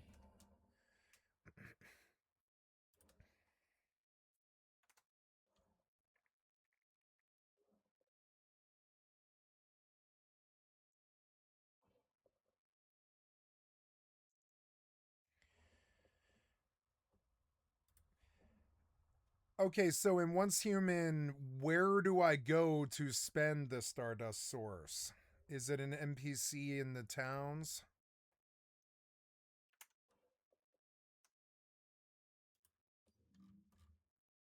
Yes, Sky. In Once Human, you can typically spend Stardust Source at special vendors or NPCs within the main towns or hubs.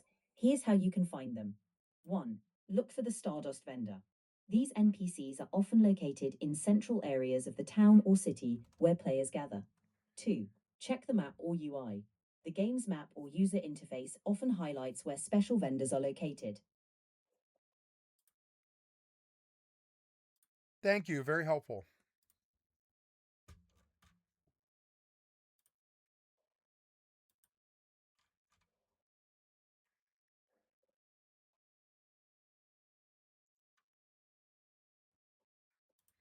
Yeah, let's see what you have.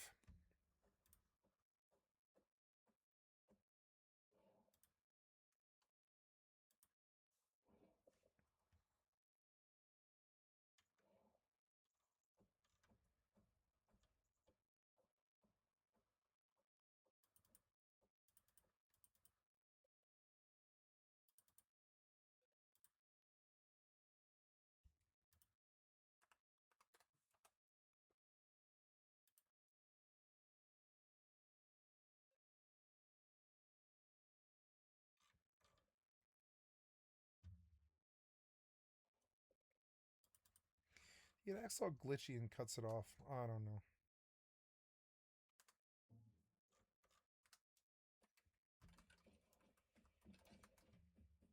Eight and a half minutes left. He dug up a pine nut. Oh, those are all things that he dug up. Acorns. He dug up acorns.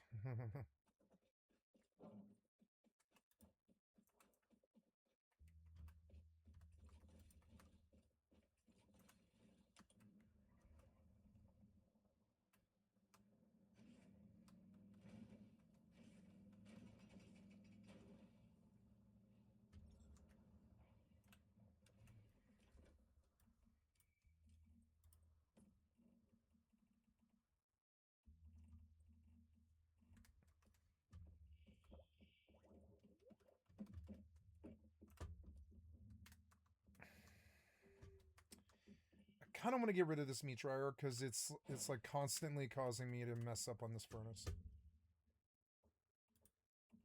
Learning to just fix that stuff rather than have it be like a problem.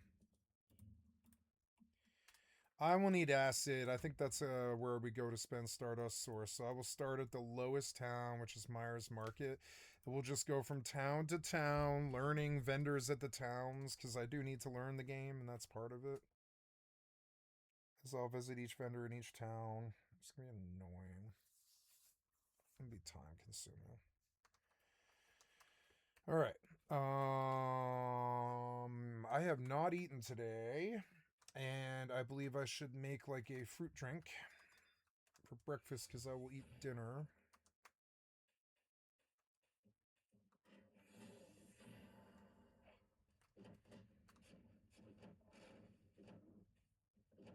Feels good to walk 5 miles every day. I feel like it has helped me master my anger. It has helped me master my life. It's helped me master my financial situation. It's like got me sun, brought me back from the brink of death. I was like 400 pounds and not looking so good. Uh, you know, helped my skin, helped my mind, helped my sleeping, all that stuff. And like, yeah, exercise did end up being pretty much the cure-all for all the issues that I had, except for my hatred for humanity. Or not hatred, but just disdain. I don't hate them, but I do treat them with disdain. Ooh, it's foggy here. I don't like this town. I don't like the way it's laid out or anything, but anyways. Oh, Miss Memory.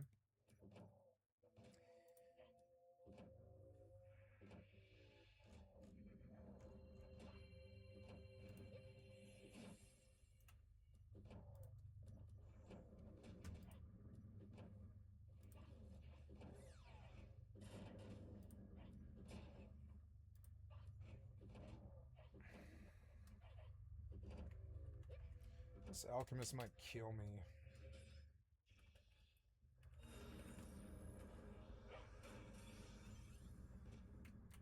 Yeah, that bomb. Yeah, that bomb. If I eat another one, I'm dead. Go, go.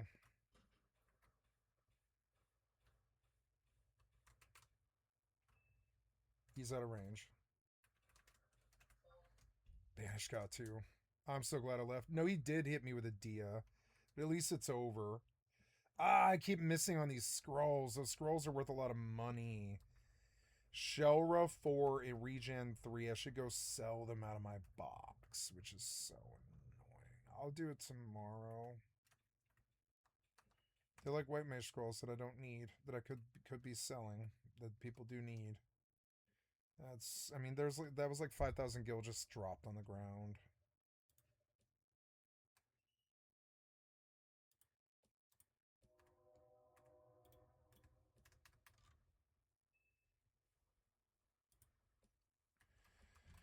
Okay, so... And this is the lady for standing around when the event for petals starts or whatever, but I don't think I have any of these. Yeah, like the sprout tights. I don't have those. This is Severin. He does sell stuff for stellar planula, which is like the currency that you get out of chess. I think the best usage of these is this thing. We can only buy one, an asterism crate. Or energy link asterism, I don't know. I don't even know what asterism is. I struggle with this stuff. Multi-flash hider. It's a muzzle slot. There's prismatic sight. Could buy like all of these sights. I'll buy these sights, I guess. Confirm. Long range tactical optic. Large suppressor. Okay. Here's Maxi. He's the mayor. Here's... Oh, no, there's nobody. And there's a vendor and a commission guy. The commission guy is here. Gotta defeat more enemies. And I did get the other one done, so that's good. And then Zhaojin Tan is the energy link vendor, which I should always buy out in every town till I'm broke. And I guess they reset weekly, maybe not daily, but maybe the town resets weekly, I guess. I can buy preserved meat and cucumber seeds. But all of the stuff that I did want I got, so okay, this is the first town. I believe we've done all of the NPCs that are here. Here's some lady. Oh, looks like the... Oh, no, that wasn't me. Ah, well, I'm not sitting down. Sit down, damn it. Because of the Dia. The Dia. This could get me killed. I hope I live. If he unsubs, I better target him in case... Like, yeah, here we go. In case he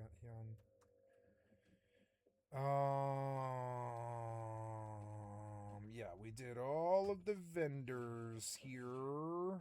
The mail, I've unread mailbox. Claim all. Delete all. No, I don't want to delete all. Maybe I'll read them one day. It's okay. So, yeah, we healing. Now, this was the first town. We go back to the teleporter. I don't remember the first town looking like this. I don't know. Maybe it's rando. I don't know. Then we go to Deadsville, which is also a level 1 town. And we do business with Weber, which has got, like, you know... I think you're supposed to visit the towns every day, and this game rewards you for that more than New World does. This game wants to compete with New World, because I think New World will survive. A lot of them won't.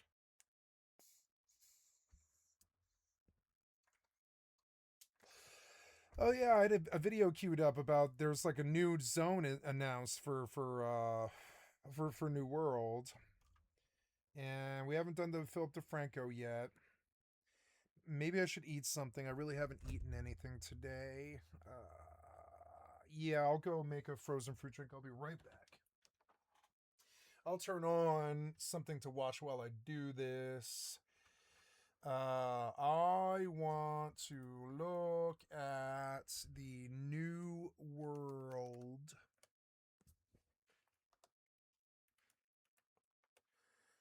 New World.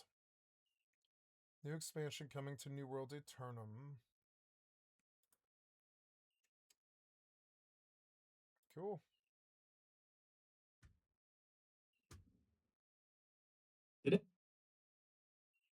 Today, friends, we're going to be talking about New World Eternum's next expansion called Nighthaven. This is a free update that's going to be dropping on Free update. Nice. Monday, October 13th. Now, I Monday, say October free 13th. if you're somebody who purchased the game on Xbox or PS5, you have Nice. New World Eternum. If you've recently purchased New World, you have New World Eternum. The only stipulation is going to be here that if you are a legacy player from like 2021, 2022, basically before the Rise of the Angry Earth expansion, you'll still need to get that Rise of the Angry Earth expansion to be able to get to this. Basically, everything that came after Rise of the Angry Earth is still being bundled in that price tag. So yeah, for my legacy PC players, it seems like Amazon is still expecting you to buy the Horse DLC update, but now it does also include the Vampire and Werewolves update as well. So let's talk about what Nighthaven is going to be doing to the game. It is pretty exciting. We got a new zone, we got a level cap increase, we've got quite a lot of other stuff to talk about. If you're interested in any particular section, you want some spoilers, you can scrub along in the video and see what we're talking about. But yeah, let's see what's happening with New World Eternum Nighthaven. With this expansion, we are going to be getting another level cap increase. Currently, the level cap right now is 65. That's going to be going to 70 with this update. And the max gear score, currently 725, is going to be going to 800. Now, in order to get to the new max gear score or get to the new level, it's very likely that you'll be doing some of the new main storyline. It's called the Tear of Gaia. It follows Morgaine, who, again, it depends how much of New World you played or you remember with this character. It is going to take part in the new zone, so there's a new area that's called Nighthaven. Data mining suggests that it's going to be in the bottom left of the map, somewhere down here, but again, we do need to wait to see that be confirmed. Sadly, I would love to include some like gameplay of me walking through the zone and stuff, but right now we only have these screenshots to share.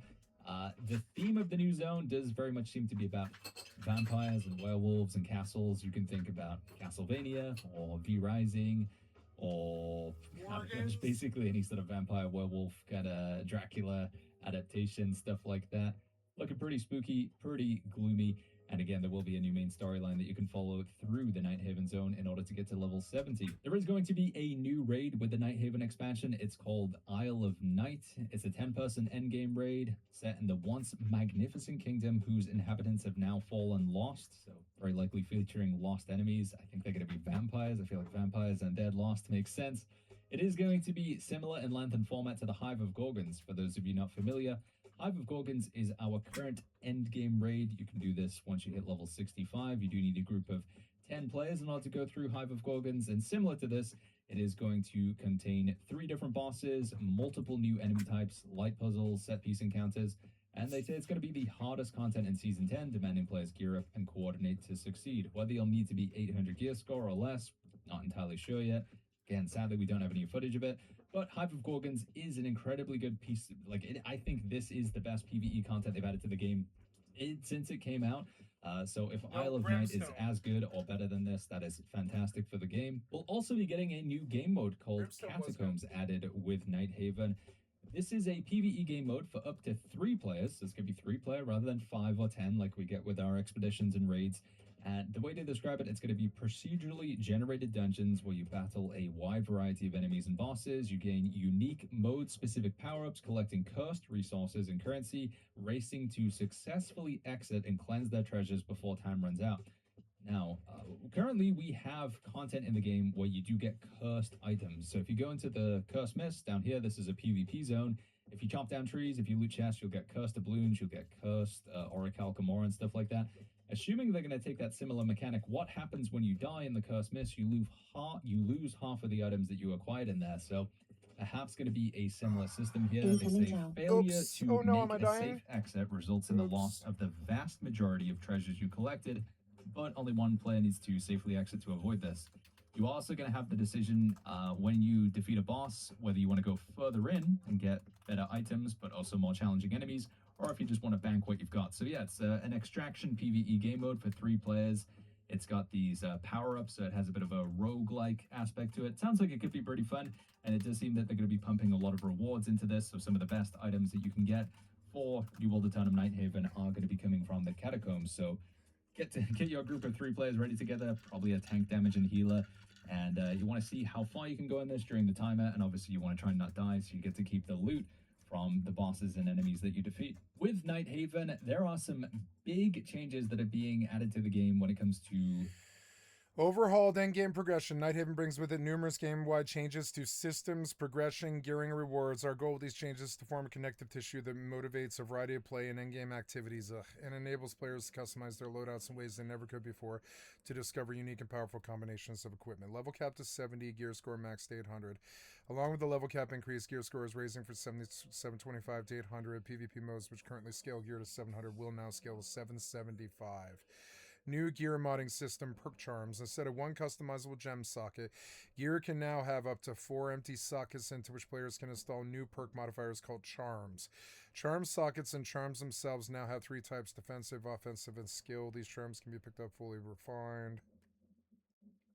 Set bonuses, umbrals, infix perks, attribute changes. end game progression. So your items, your gear, your rewards, a lot of stuff is going to be changing here. There's quite a lot to go through, but we're going to start with these attribute changes over here. So this is quite an interesting one. It initially seems confusing when you read the paragraph, but basically what this breaks down to is they are going to be removing attributes from items. So if we take this ring, for example, this ring's giving me 32 constitution, and this flail is giving me 42 strength. Instead, this strength, this constitution, is just going to be added in the form of these points available, so I can choose where I want to put them. So I have about 220 points available just from being level 65. Instead, I'm going to have more like 500 or 600 points available from being level 70, and items are no longer going to give you attributes whatsoever. Oh yeah, they're You can saying have it's a going to be deeper than perk Brimstone. This is what they've been working on, and they shadow dropped it. They shadow dropped it like 2 weeks before it hit. And Brimstone did stand on its own. Brimstone stood. Brimstone stood on its quality. It still stands on its quality. It was so much content for one zone. It was kind of insane. It is actually, you know, a really great little bit of content they did, Brimstone. And if they do the same thing but just with like werewolves or whatever, that's fine too. Here's a energy link shop I have not bought out, so we'll just continue to try and buy out vendors here. And I will sell centered brick, I think. Roasted meat. Logging beaver. I need to unlock further deviation thingies. Scarlet Dragon set. Oh no, that takes something else. Lightforge metal. Obtained from the beta test and limited time events. Can be exchanged for rewards from Weber in the Deadsville. Participate in scenario events or from Warband ranking rewards. I don't know what any of that means. Lightforged metal, folk guitar, fashion mannequin, passcode lock, clue log, American low cabinet. Okay, I bought them out. Now we come over and we use all of that. Build mod crate pro. Let's get a Fortress Warfare mod. Oops. Okay, I'm back to full.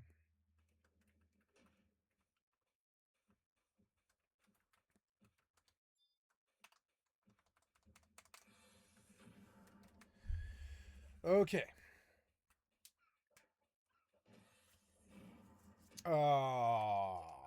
Portable territory gear mod. Banana, which is food. Burn mod. Bullseye mod. Shrapnel mod. Power surge. Frost vortex. Fortress warfare mod. We'll buy a couple of those. Final territory. Buy a bunch of Fortress Warfare mods because I like Fortress Warfare. Unbreakable. Select amount. Ice treat, brain freeze, memory frag. Ice treat effect duration 200%. Mimetic specialization effects. Gear workbench, customization, memory fragment. Weapons and armor crafted using the gear workbench enjoy 30% max durability. Yields 30%. Am I dying? No. Open. Centering memory frag for centered brick. HP recovery activators. Chainsaw durability. Reinforced structures. Healing. Defense memory frag. Stardust unleashed. Increased deviation energy generators power output. Doubles yield when smelting aluminum. Tungsten when using the electric furnace. Calibration blueprint for precision pistol for DE R500 and the G17, which is good because I think that's like I can now mod my pistol or something. I don't really understand the system yet. Yeah. Oh, and then some of these unlocked. Precision. When Fortress Warfare ends, weapon damage 10%, movement speed. After leaving, the status will remain for 2 seconds longer. When defeating an enemy affected by burn, recovery of 5% HP. Movement speed. There we go. We'll go with that one now. And then you, I'll give this, because it seems good. And nice. Yeah, 645, 629. So Larry Duvall. Oh, did I buy him out? Yeah, I bought him totally outright. Yeah, I bought everything I could buy from him. Yes, yep, I bought him out, and it didn't even cost me that much. Okay, view commissions, right? I have to kill 50 enemies is the last one for this set. Here's a mismemory. I thought one of these people. Oh yeah, I thought one of these people let me sell or let me buy acid, but I don't know. This is the stellar planula vendor. But I don't open a lot of crates. I mean, so that's like more of a kind of a dungeon runners vendor, I think.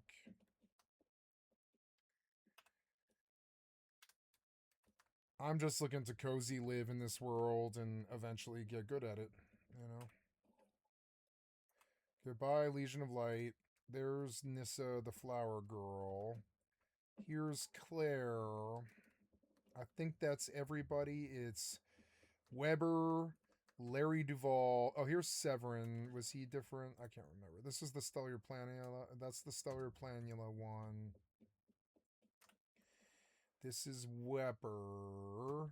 Scarlet Dragon set. Formula. Accessory. Lightforge Metal. So...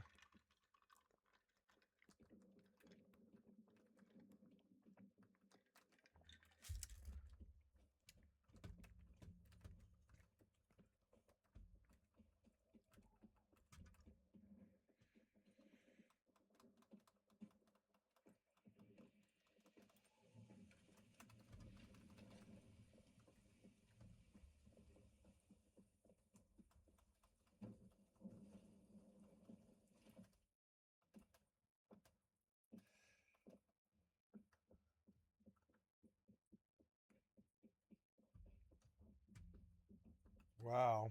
Why so much detail? But I mean, it is a lot of detail. There's even like posted stickers on the wall and stuff. It is hand drawn. Maybe they're purchased assets, and that's maybe why. Some of it's like just purchased assets. Some of the cars look really familiar to me. Like from older games, like Driver and stuff like that.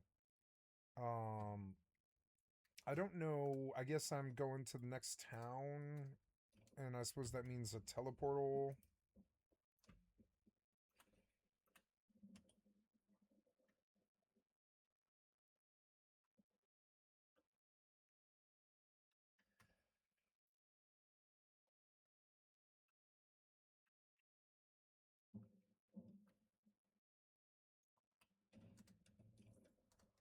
Okay, I want to take the teleportal out of here.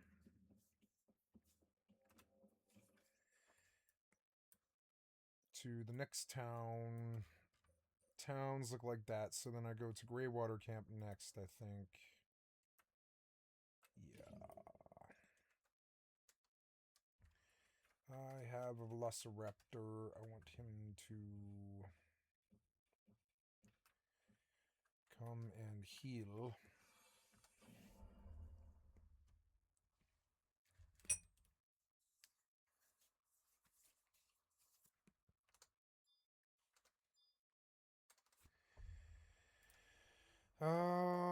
I am at my first turn in here. Fleet Hanger. I want you to disable light mode, I think. Disable light background so I can see. There we go. And then, I want to turn in. This one's a Caro.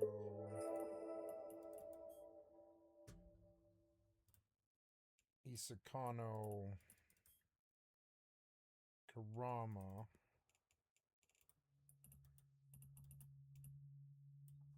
Leaving.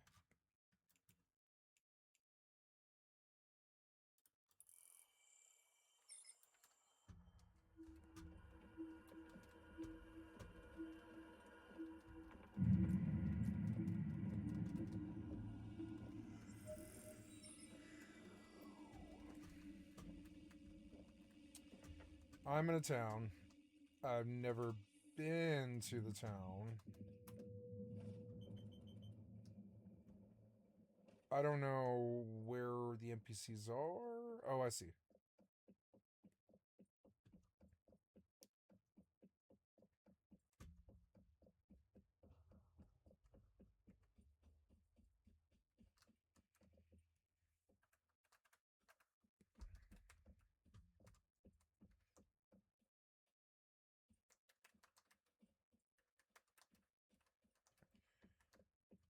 Hot dog.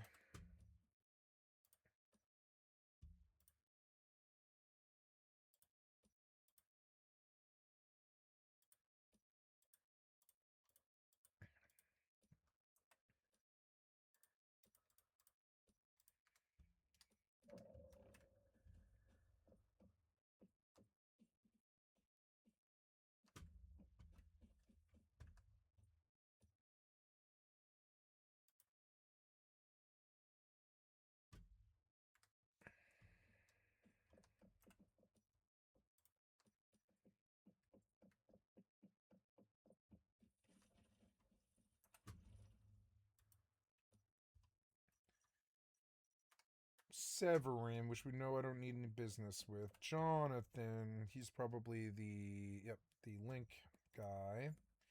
Long-acting activators. Sugar.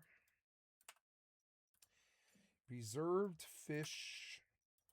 Sanity gummies, which are good because those don't expire. Tomato seeds. Pup Buddy. We're down a little bit. Formula large frame, that'll crack me out. We're going to go sell centered brick. I mean, it wasn't that much, but you know, it's something. And, yeah. And then we just start working towards this stuff. So I guess I have bought through most of the town vendors today. But where is the vendor for sand vendor? Where is the sand vendor? Once human, where is the sand vendor?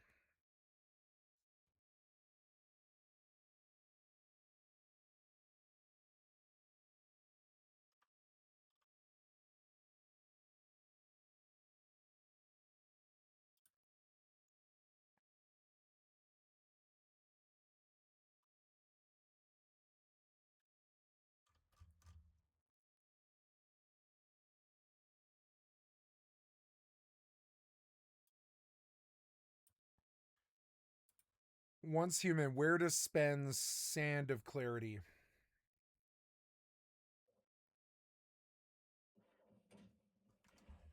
Oops.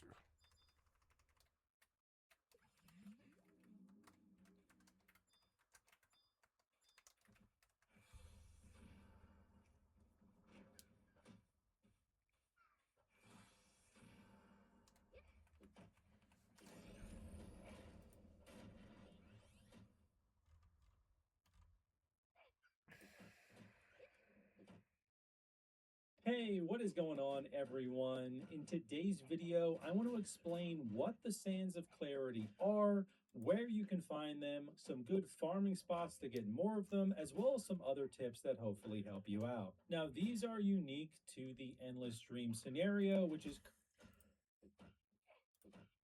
Once human, where does one spend Stardust Source?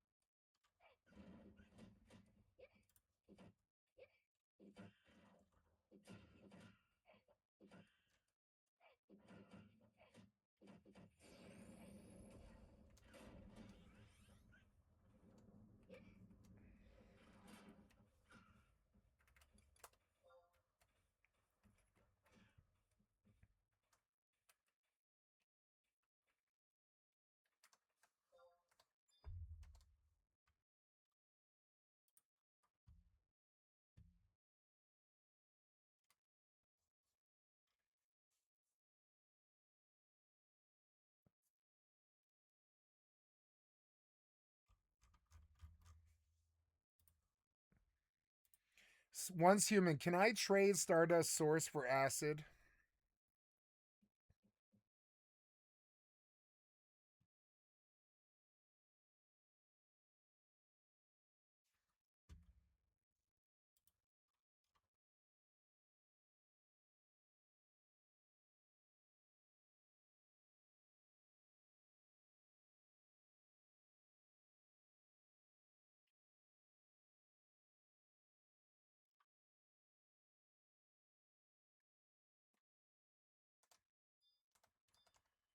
So can I respec for that ability to craft acid out of Stardust Source?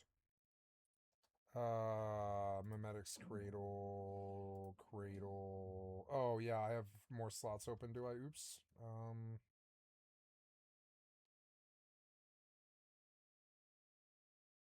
Fortress Warfare range, 50%.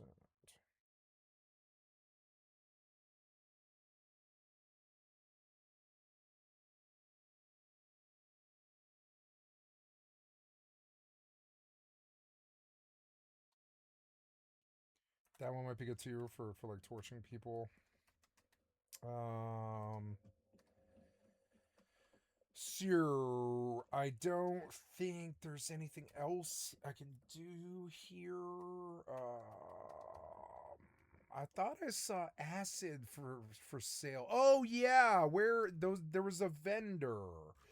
There's like a vendor on the side of the road that sells acid for this Stardust Source stuff, but you have to find them. And I forgot that I had met an NPC out there in the wild, is what it is. And even maybe the AI doesn't know it. The AI doesn't know this. Because it's like a sandbox. Like everybody has to share the information before the AI will know. It's funny. So now we go back to my base. Yeah. Art of Stardust, huh? I don't know. Maybe I should take a look at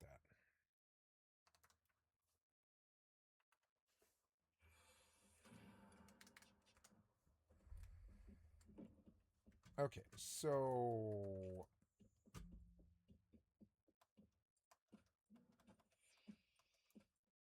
cone flowers. The pink trees are back, and the Stardust Source isn't really worth anything to me unless I can produce acid with it.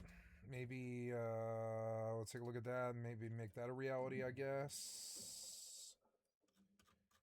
At 40, I'll get another one. Centering, extraction, solar drill, efficiency lever for the smelter, special storage crate. I want to use one of these. Careful yield 30% with disassembling. Enjoy 30% durability. Chainsaw durability cap. Chainsaw attack speed. Wait, you can you can use chainsaw as a weapon? Healing boost. 10% when crafting activators and output +1. Ice treat effect duration 200% and potency 30%. Ice treat. I don't know what that is. Center brick and glass smelter doubles yield when doing aluminum and tungsten. Stardust source and aluminum makes aluminum ingots? Or was it acid? It was acid. What's a deviation energy generator? I don't know what that is.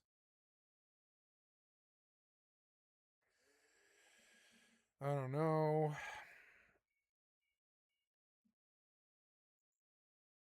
Here's one that just gives better yield.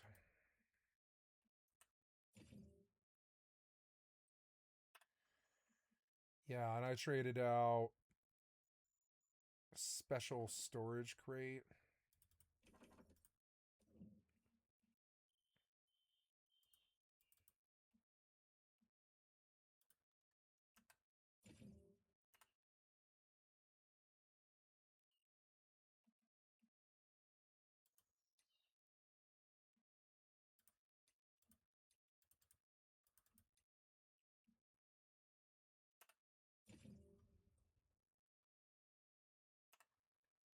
Cannot obtain duplicates. Oh, I already have careful assembly is what they're saying.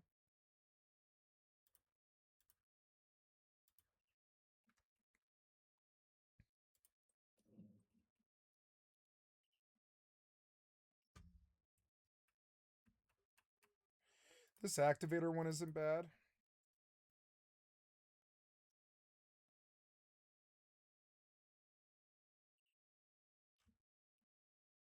No, I couldn't trade that one out, huh? This one sucked. Oh well.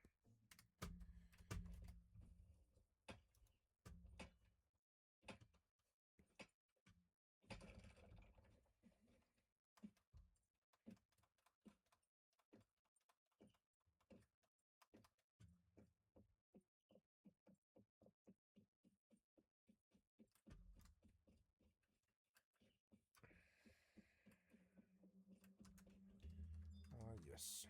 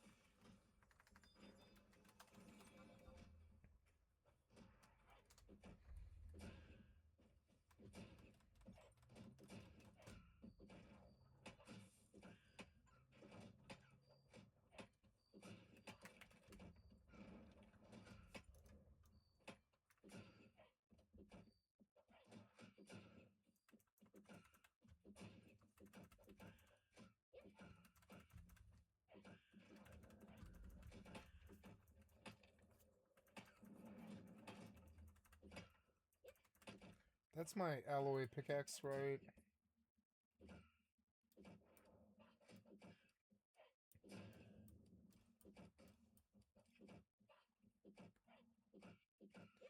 No, I didn't pick up the pickaxe. Oops.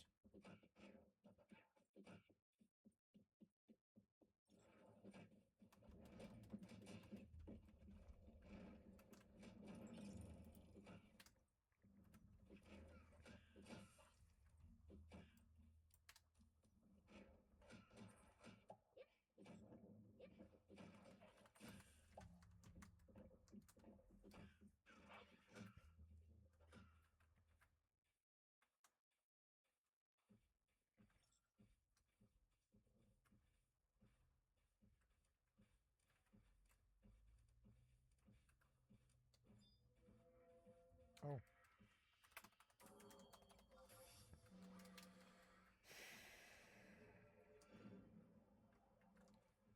Rabbit? Yeah, probably rabbit, honestly.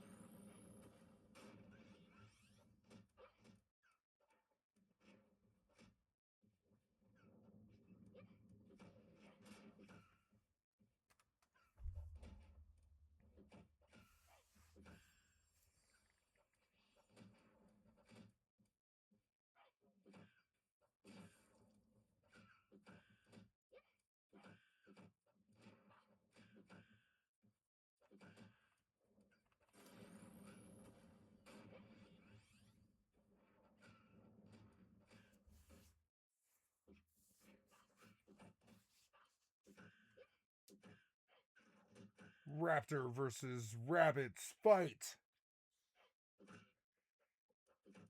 I can't stop watching. Ouchies.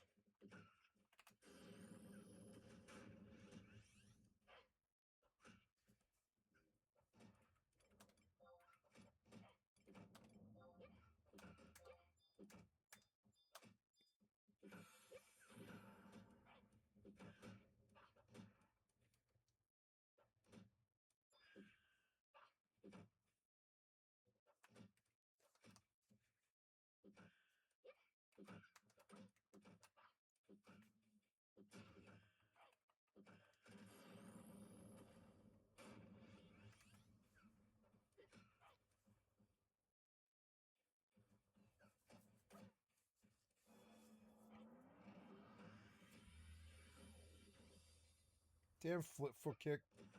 Foot kick fucked me up for some reason.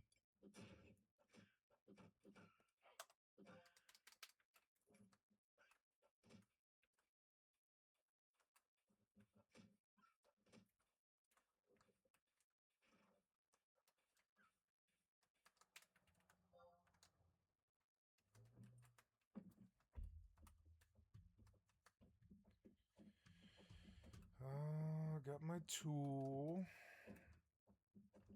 Now to do some farming.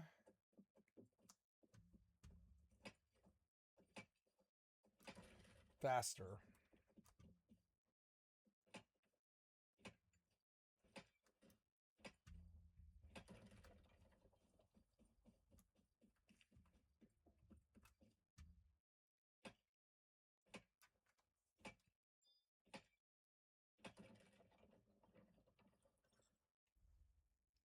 What's this? Oh, yeah.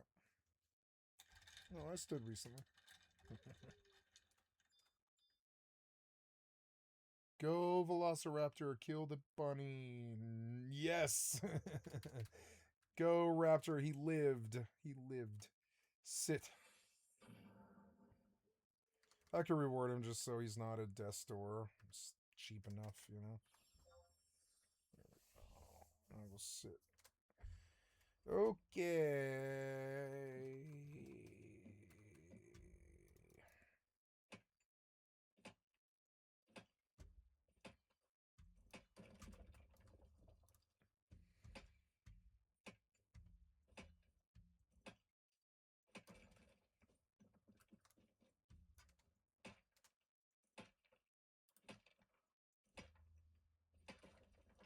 It's weird. I thought I started this, but no.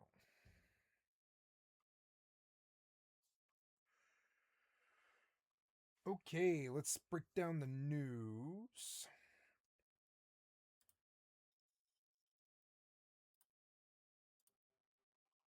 In this place instead.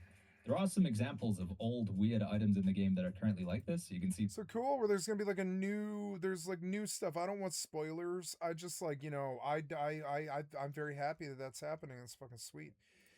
Let's go. Let's do. Oh, you uncharmed, and now you're attacking me.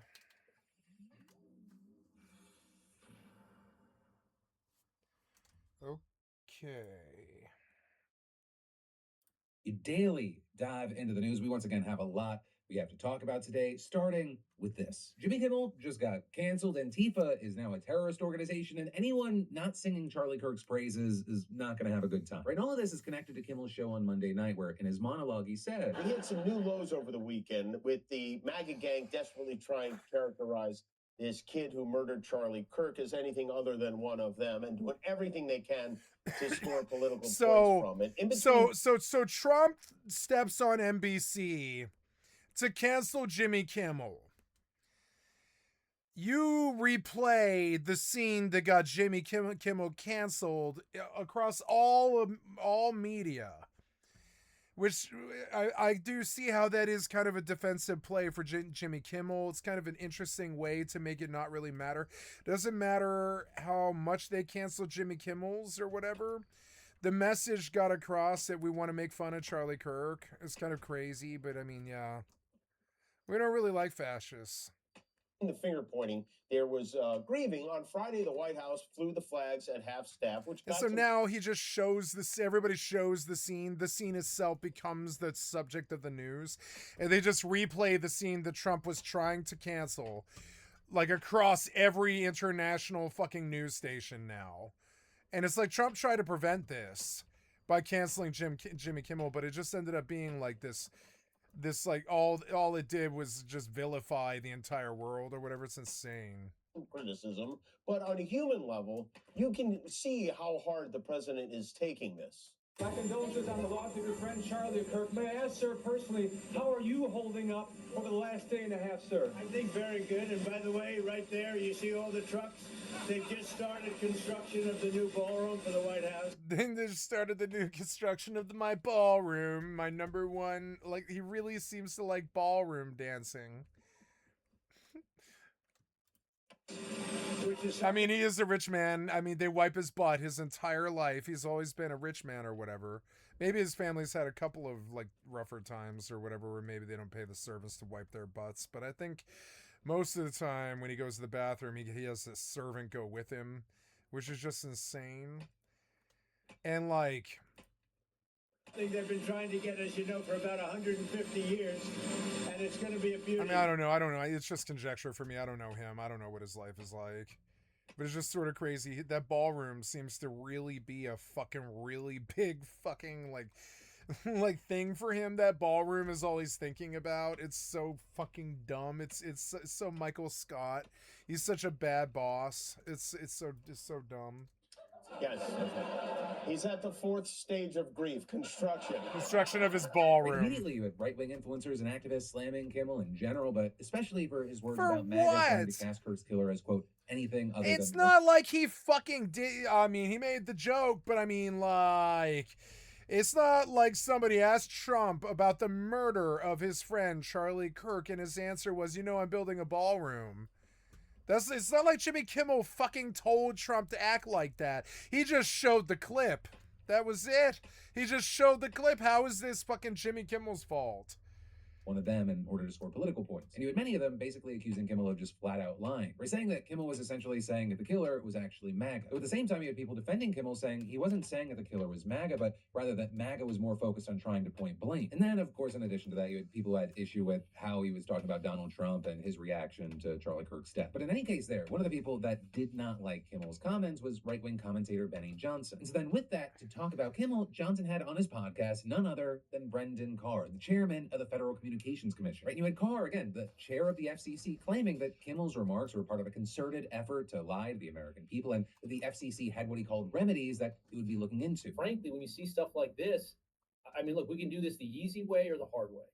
These companies can find ways to change conduct and take action, frankly, on Kimmel, or, there's going to be additional work for the FCC ahead. And then you had Carr urging local TV stations affiliated with ABC to push back, with a key point being that as FCC chair, Carr has real power over broadcast licenses granted to these TV stations by the federal government. Frankly, I think that it's really sort of past time that a lot of these licensed broadcasters themselves push back on Comcast and Disney and say, listen, we are going to preempt, we are not going to run Kimmel anymore until you straighten this out, because we licensed broadcaster, are running the possibility of fines or license revocation from the FCC if we continue to run content that ends up being a pattern of news distortion. And then, wouldn't you know it, shortly after that, Nexstar, which is an owner of ABC affiliate stations around the country, they say they're going to preempt Kimmel's program for, quote, the foreseeable future. And then Sinclair, another owner of many local TV stations, they say they're also going to suspend Kimmel's program. And also, they called on Kimmel to apologize and make what they call a meaningful personal donation to Kirk's family and his Turning Point USA. What? Of course, ABC... Kiss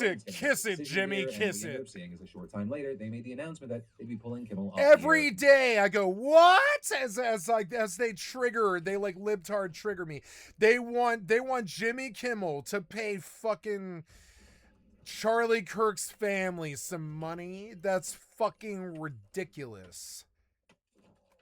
All Jimmy Kimmel did was show a clip of Donald Trump talking about his ballroom and somebody asked him about Charlie Kirk. That's it. It's not like Jimmy Kimmel made it up. or even engaged in libel or slander. He just showed a fucking clip of Donald Trump bragging about his ballroom when somebody mentioned the recent fucking murder.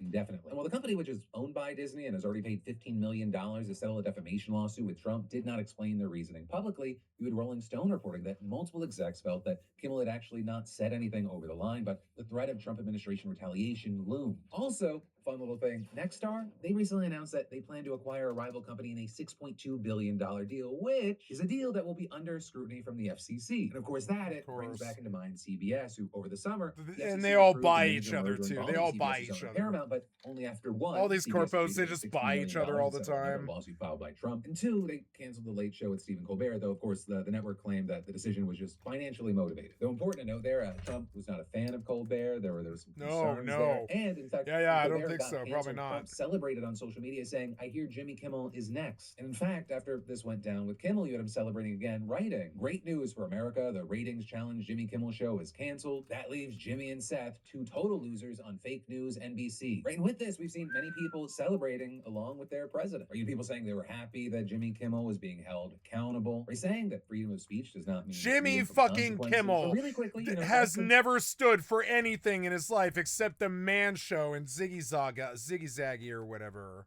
Or was that Adam Carolla? I forget. I get him mixed up.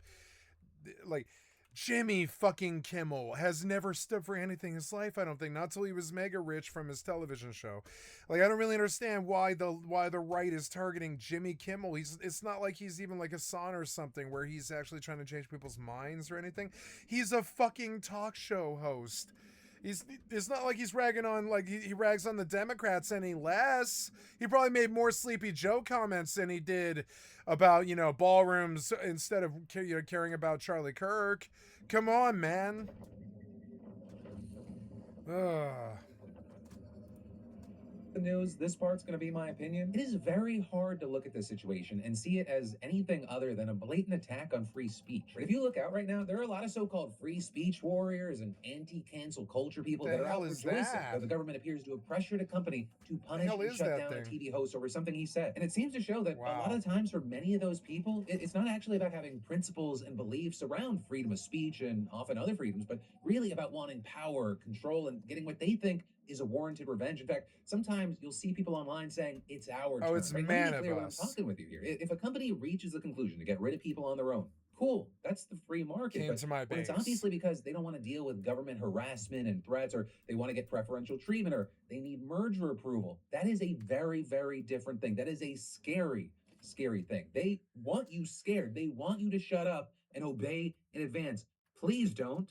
Please do not, right? Use your voice while you can, because it's not going to get easier to speak out tomorrow. You will be next. It's just a matter of time. Oh, and finally, let me say... Yep. I feel the same thing. I'm like, wow, I better shut the fuck up about the Republicans now. Not because I give a flying fuck about calling conservatives the pieces of fucking worthless ass scum ass shit that they are. Or anything like that. It's that I better not piss off Daddy Trump. He might have me deported or whatever, It's like Hitler died and was reborn here in America. It's fucking so dumb. These I really care about free speech podcasts. Good news is he really probably only has about 5 years left before his brain is basically stew. So, it already is like that. So, at least old age is going to take care of this one. Hitler sat there for, what was it? I don't know. 13 years or something. Maybe Trump might make that long, but I think his brain is stew already. I don't think... Bros and help get Trump elected. If you're silent here, you're full of shit. Whether it be Joe Rogan or any of these fucking guys, they know who they are. Right? So then, newscap back on. In addition to people who were celebrating this move along with President Trump, you had others calling it out. Right? Obama tweeting after years of complaining about cancel culture, the current administration has taken it to a new and dangerous level by routinely threatening regulatory action against media companies unless they muzzle or fire reporters and commentators it doesn't like. And adding that media companies need to start standing up rather than capitulating to it. You also had Representative Eric Swalwell tweeting, "Get a lawyer, Brendan Carr, and save your documents. In a Dem majority, your ass is going to be in a witness chair for a long time. It's all coming out. All of your corrupt deals." And then in addition to that, you had people sharing that footage of Fox commentator Brian Kilmeade calling for mentally ill and homeless people to be killed, right? Arguing that Kimmel essentially got threatened down for what he said, but With the Fox host, he wasn't threatened. He was allowed to apologize and just move on. And that is, you had others saying things like trying to imagine the reaction if the Biden administration had demanded that Fox fire Greg Gutfeld because he wasn't sufficiently sad about the assault on Paul Pelosi. So there, notably, you had comedian Roseanne Barr responding sarcastically saying, yeah, imagine an administration putting pressure on a television channel to fire a comedian they didn't like. Or because if you didn't know, back in 2018, her show got dropped after there was massive backlash to a racist tweet that she posted about a senior advisor to former President Obama, with there then being an unverified rumor that Michelle Obama had gotten ABC to make that happen. The one, we don't know if that's true, and two, as others have pointed out, Obama was not president at the time. Trump was. And in fact, this whole situation has gotten to such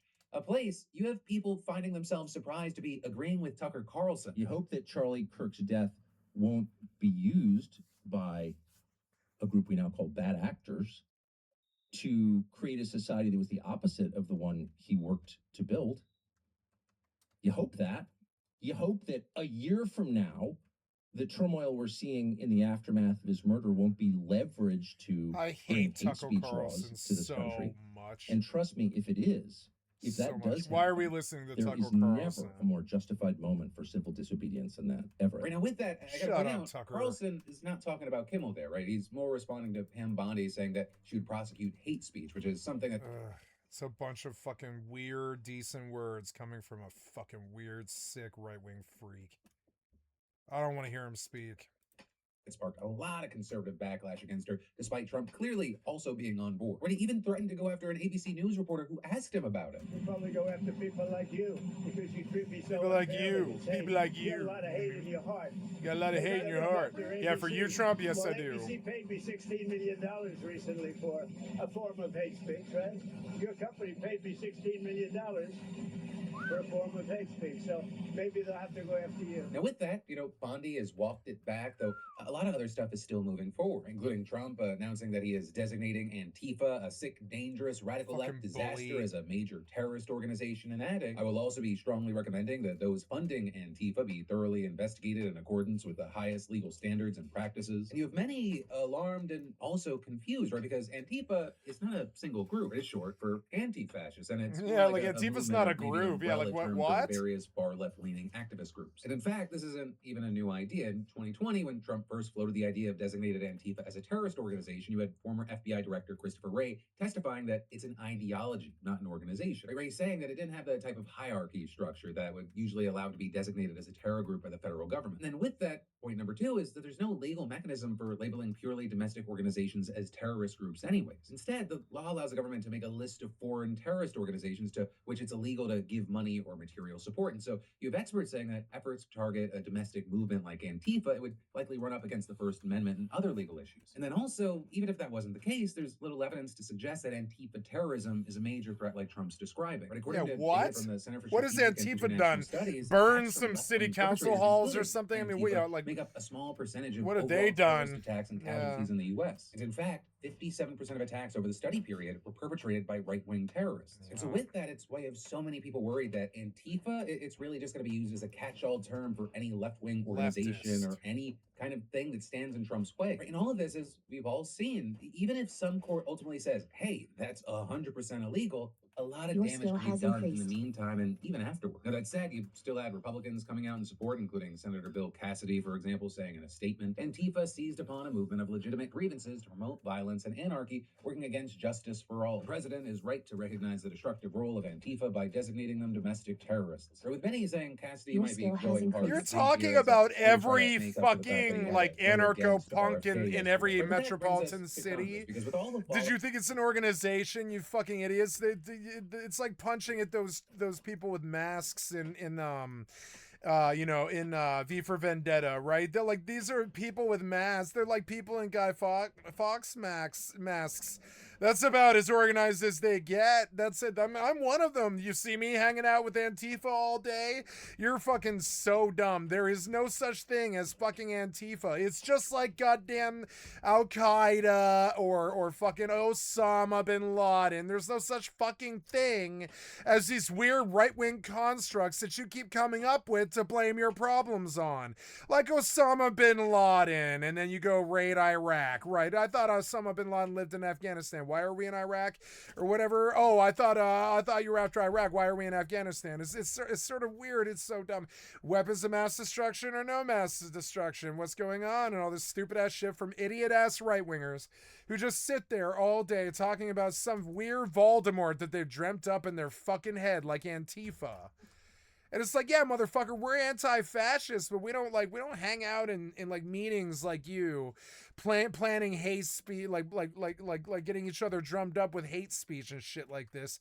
We don't do stupid shit like that. We show up and we use our right to assembly to protest every single time one of you fucking fascist, authoritarian pieces of shit gets out of hand. Because when the left gets out of hand, you get like the AIDS virus and like, you know, Woodstock, you know. I've said this on stream so many times.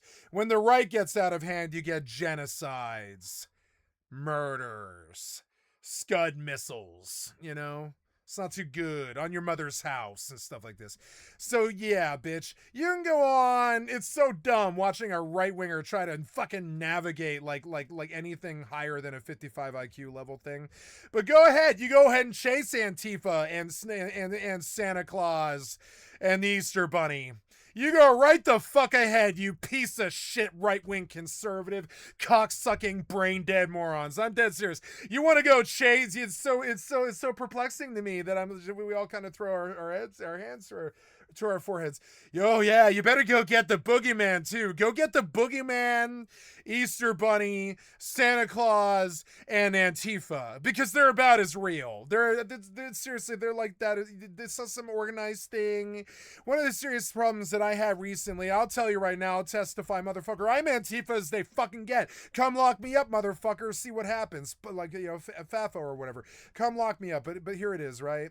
And I'm dead serious about this. I had a serious problem figuring out there even was a protest. You understand? I had a serious issue trying to figure out. My mother happened to stumble on it on like a Facebook ad or something like that. And it was like, yeah, come on down to the No Kings protest in Bellingham, Washington, right? And I have it on my channel. It's on my channel.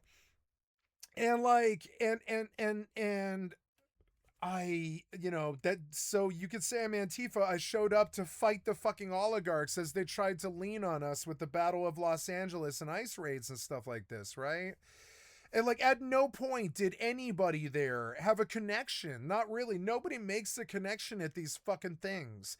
You're just a bunch of protesters with masks on who are terrified of fucking tear gas and the inevitable trampling that happens afterwards while you sit there for 2 to 5 or even maybe 10, 12, maybe a couple of days even sometimes, while you sit there and you occupy a space and you let the powers that be know that you're uncomfortable with the way that they're fucking using their shitty power all the time to fucking step on our fucking freedoms and our pursuit of happiness and shit.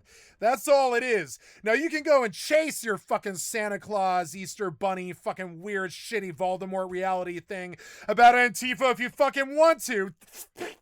You guys, I laugh out of the side of my mouth like fucking morons, because there is no Antifa, you fucking shitheads. You might as well go chase Santa Claus. There is no Antifa. You're so fucking stupid. I'm Antifa. You can see that I don't go organize with anarcho punks to bring down the government. I don't do crazy shit like that. People in the leftist, like, you know, in the leftist like protest movement don't do shit like that.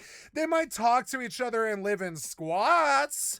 They might be punkers and granola grassroots people and food not bombs people and such. But they're not this organized thing that the right wing can point a barrel of a gun at. There's just hippies here. We keep trying to fucking tell you there's nothing but hippies here. You keep saying the left is fucking violent. No. There's been a bunch of shooters like Luigi and the Butler Tool and this guy who killed Charlie Kirk and all this, who claim that they're leftists. They might even be sleeping with trans people. That doesn't make them leftists. Leftists don't shoot people. Leftists, the one thing you can pretty much say about real good leftists who are like fucking communist tools or like authoritarian pieces of shit or like fucking like Fidel Castro or whatever. Yeah, there's like leftists who were violent and shitty, but I wouldn't call those leftists. Not really. You could say it's the opposite spectrum. We are talking about communism, yeah, because it kind of is like the community first. But I mean, that's not real leftism. Real leftism is promoting peace. Like, at least that's what it is. That's my definition of it, as a punker, as like a grassroots DIY ethics guy from the fucking anarcho-punker scene. Yes, I've done a lot of drugs. Yes, I was a lead singer in a fucking punk band. Yeah, I'm the Antifa you're talking about. You see me hanging around with a motherfucker. You do see me. Motherfucker, you saw me at the protest. Did you see me talk to anyone? I talked to a cute girl on cell phone. That was it. I talked to a cute girl who was flirting with me. That's the extent of my Antifa organization for the last 14 years. It's like I talked to a cute anarcho-punker girl. That's it. You know? That's it. Now, I suppose two people talking to each other at a protest could be called Antifa. If you're a fucking brain-dead, low-IQ, piece of shit, right-wing, conservative cocksucker. Like Nixon or Trump or Little Eichmann's in my channel and shit like this. If you're a piece of shit, low IQ, right-wing cocksucker, you know, that might equal up to Antifa in your low IQ brain. But I think that when you go to shoot an enemy here, you're just going to see like all of the city showing up like Battle of Los Angeles this summer, being like, you can't take our Mexicans and shit like this. Like, that's what you're going to find. You're not going to find Antifa. You're just going to find decency. You're going to find Americans with decency who don't want you deporting people on a fucking whim or whatever. Oh, no, it's okay.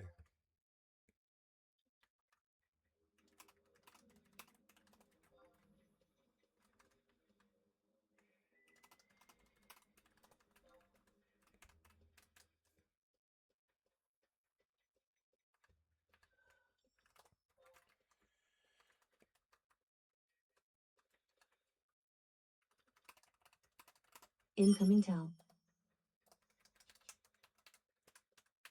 Reported.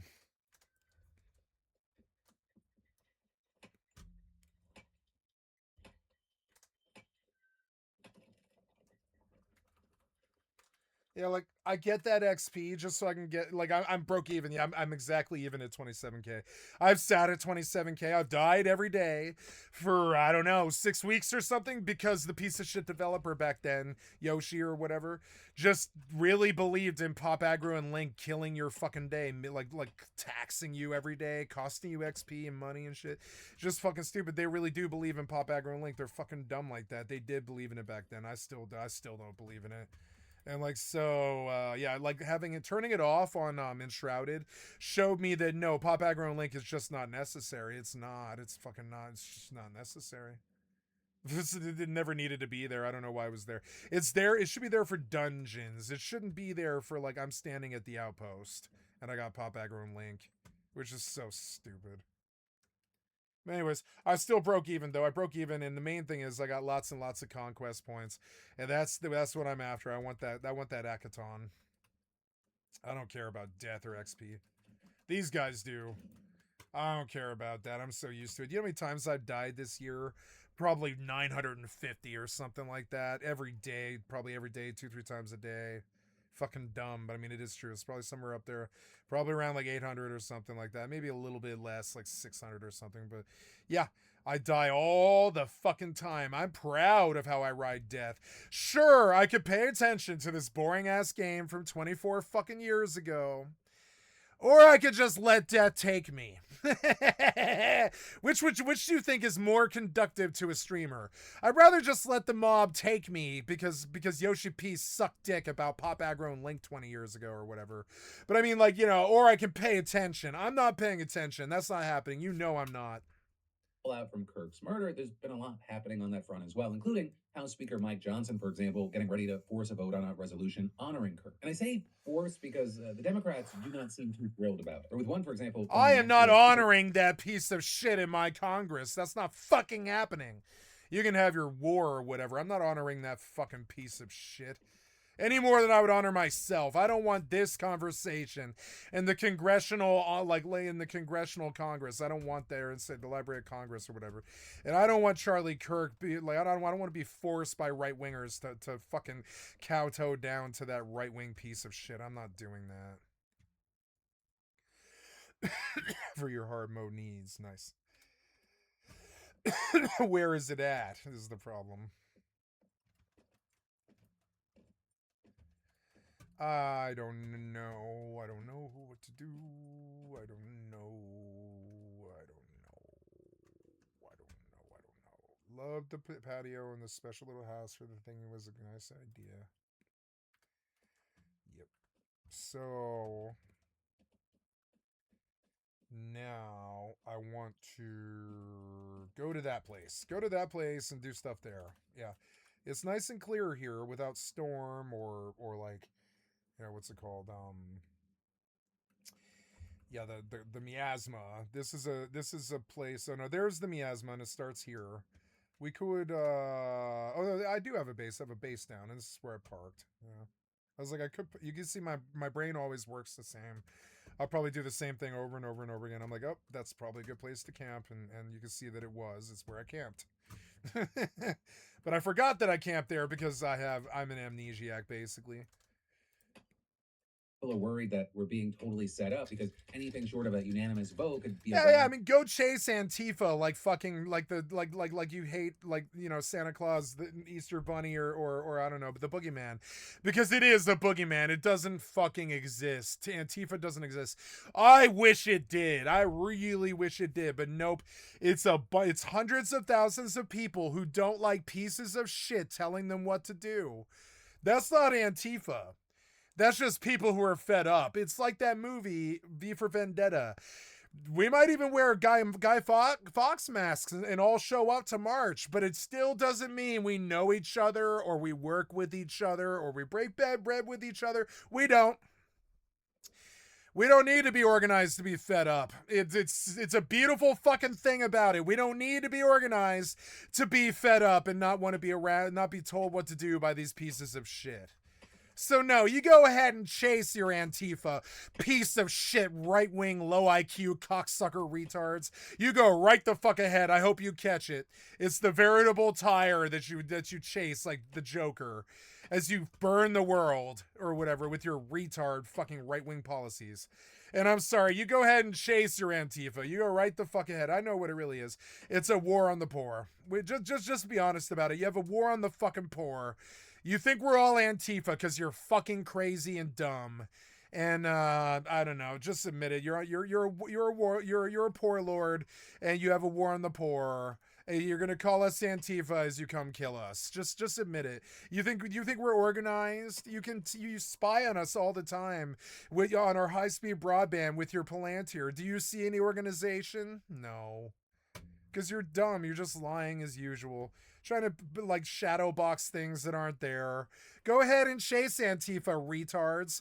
Go ahead and chase it. You go right the fuck ahead. Doesn't worry me. Doesn't exist, you dumb pieces of shit. Like full blown.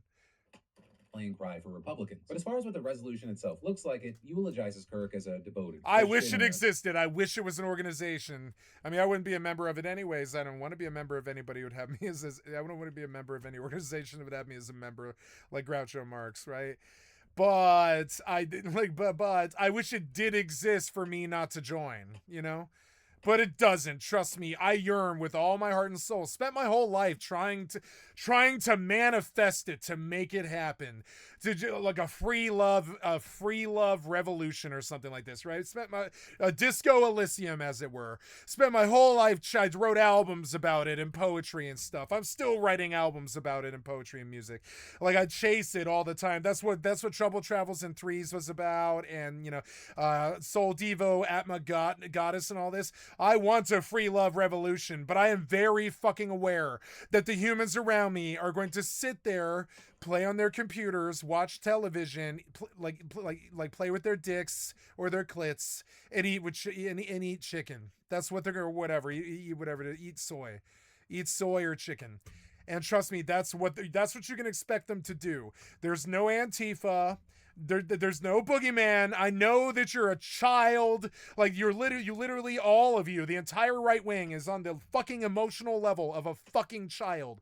But there is no Jesus. There is no God. There is no Santa Claus. There is no Antifa. You fucking retards. Terribly sorry. Hate to be the godless asshole who tells you or whatever. But yeah, you can pray to God all of your retard life, and you can pray to God that Antifa and the free love revolution exists so you can fucking kill it with your right-wing nuclear arms. Choke it to death with your nuclear arms, you know?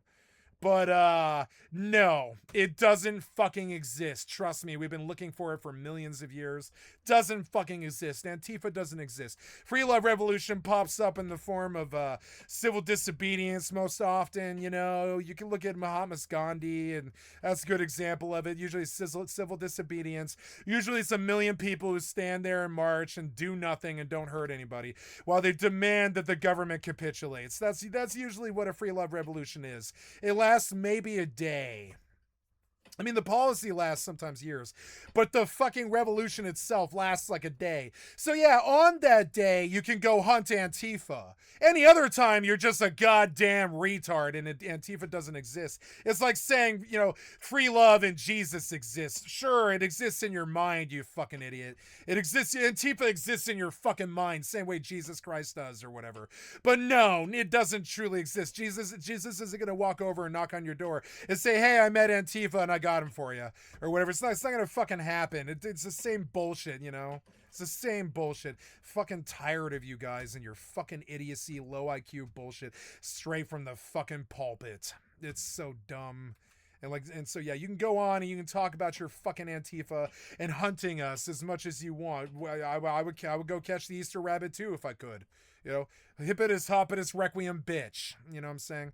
I would go chase the hippitus hopitus requiem bunny too if I thought it was real, but I don't. Just like I would go join Antifa or whatever if I thought it was real, but I don't. It's just like I thought I would actually care about Osama bin Laden if I thought he was real. I don't. I believe in Dick Cheney's. I don't believe in fucking the Christmas, you know, fucking Christmas ghost or the fucking, you know, Santa Claus or the Easter bunny. I believe in Republicans acting badly. I believe in the Rebs. You know what I'm saying? Fucking idiots. Because they are the reality. There's no Antifa to swing at or shoot guns at here, you fucking brain dead, low IQ pieces of shit. You want to know why there's no Antifa website? You want to know why you can't ever actually prosecute the leader of Antifa? You know, the Jesse Jackson of black people that you all say is there, that you hate or whatever. Antifa's bad. We got to get Antifa or whatever. I'm serious. It's kind of like you guys have declared out against the Empire and Star Wars. We all kind of, you know, we all kind of scratch our heads and we're like, Antifa, huh? And you're like, yeah, Antifa, they're the organized left that show up at all the protesting and burn down buildings and shit. And it's like, no, motherfucker, are you talking about the Mexicans that you try to kick out of the country? And they're like, no, we're talking about, like, you know, we're talking about people that show up in masks and they carry, like, chains and whips and they do stuff like January 6th. And it's like, no, motherfucker, those were the people that showed up because they thought you stole the election. There's no Antifa. There's not. There's Proud Boys, but there's no Antifa. No, there's no organization, nothing like that. You keep saying that fucking word, and I'm just like, I'll see. I'll take your Santa Claus and I'll raise you the Easter Bunny, you delusional piece of shit.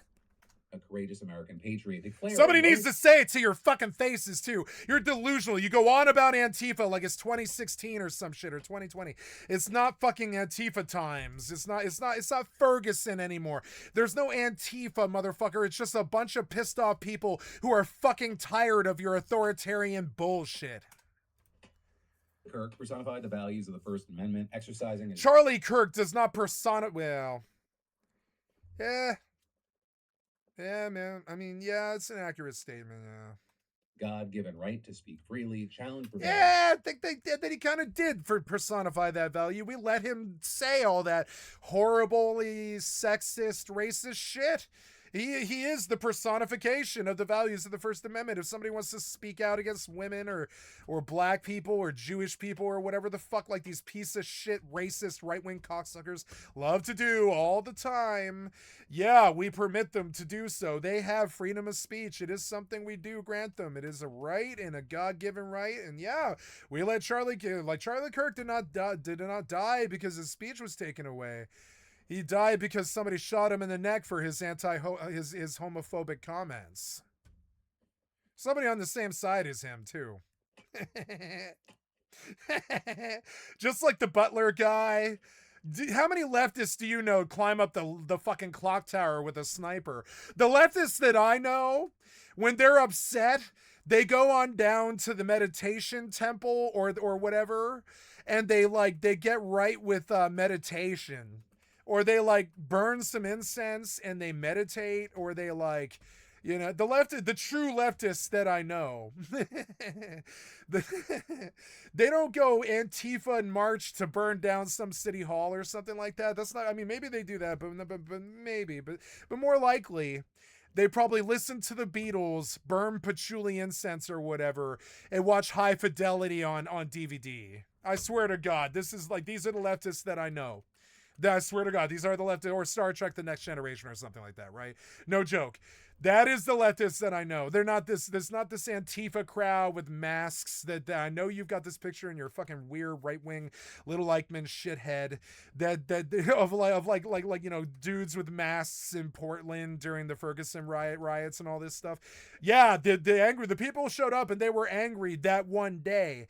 But you see in your weird deluded right-wing head where you want to fight everybody and go to war with everybody and shoot guns at people all the time and have violent, weird, angry interactions with everybody all the time, instead of being peaceful like them, peaceful protesters, I might add. Yeah, they might burn things and steal things, but they're peaceful. They don't go shoot cops. Not like the cops shoot them with rubber bullets anyways, no. So they're like peaceful, motherfucker. They're like about as peaceful protests in this crazy country gets, They're like, remember, the entire country is Florida man now. So every time a Ferguson steps off, it's a really lucky that the whole town doesn't burn down, because we're crazy cray now. We're like cray now. Everybody's got guns and everybody's angry. It's insane. We're like cray now. So might I remind you, there is no fucking Antifa for you to shoot a gun at. You keep saying it like there's some Proud Boy leftist organization that's hiding in the background that's like controlling Hollywood or something. It's so dumb. And your weird racist piece of shit Hitler ideals, they're just not based in reality. There is no organization like that. You know what's more like that than anything else? Your local church. Your local church helps the homeless. They have a real big ethos about making sure that the homeless make it and all this. They believe in free love and free Jesus or whatever. They help the tired, the poor, and hungry that you guys go against with Ellis Island all the time when you ice the Mexicans and all that shit. And your local Christian church is frankly more Antifa than anybody at those fucking protests. You know, those people that tell you what to do all the time? They're more Antifa than me. Those people that give food to the homeless, they definitely are. They're definitely more anti-fascist than you. They definitely are, because they don't want poverty and sorrow and shit tearing apart their counties and their constituencies and their flocks and such. Trust me. So they do. They practice free love stuff like give free preaching and free food and free support and free counseling. Sometimes they give free fucking asylum to foreigners and stuff. Like they're like, yeah, and you'd be surprised how close your local Christian church is to the Antifa that you think that you want to kill. I'm dead serious about this. The churches are far more organized than Antifa. Antifa is like, go to the local you saw me do it on my stream this year. Go to your local No Kings protest. There was kind of a badly designed Facebook thing about it. That's about the extent of the fucking organization on the left, besides the Democrat Party. I'm serious. I'm dead serious about this.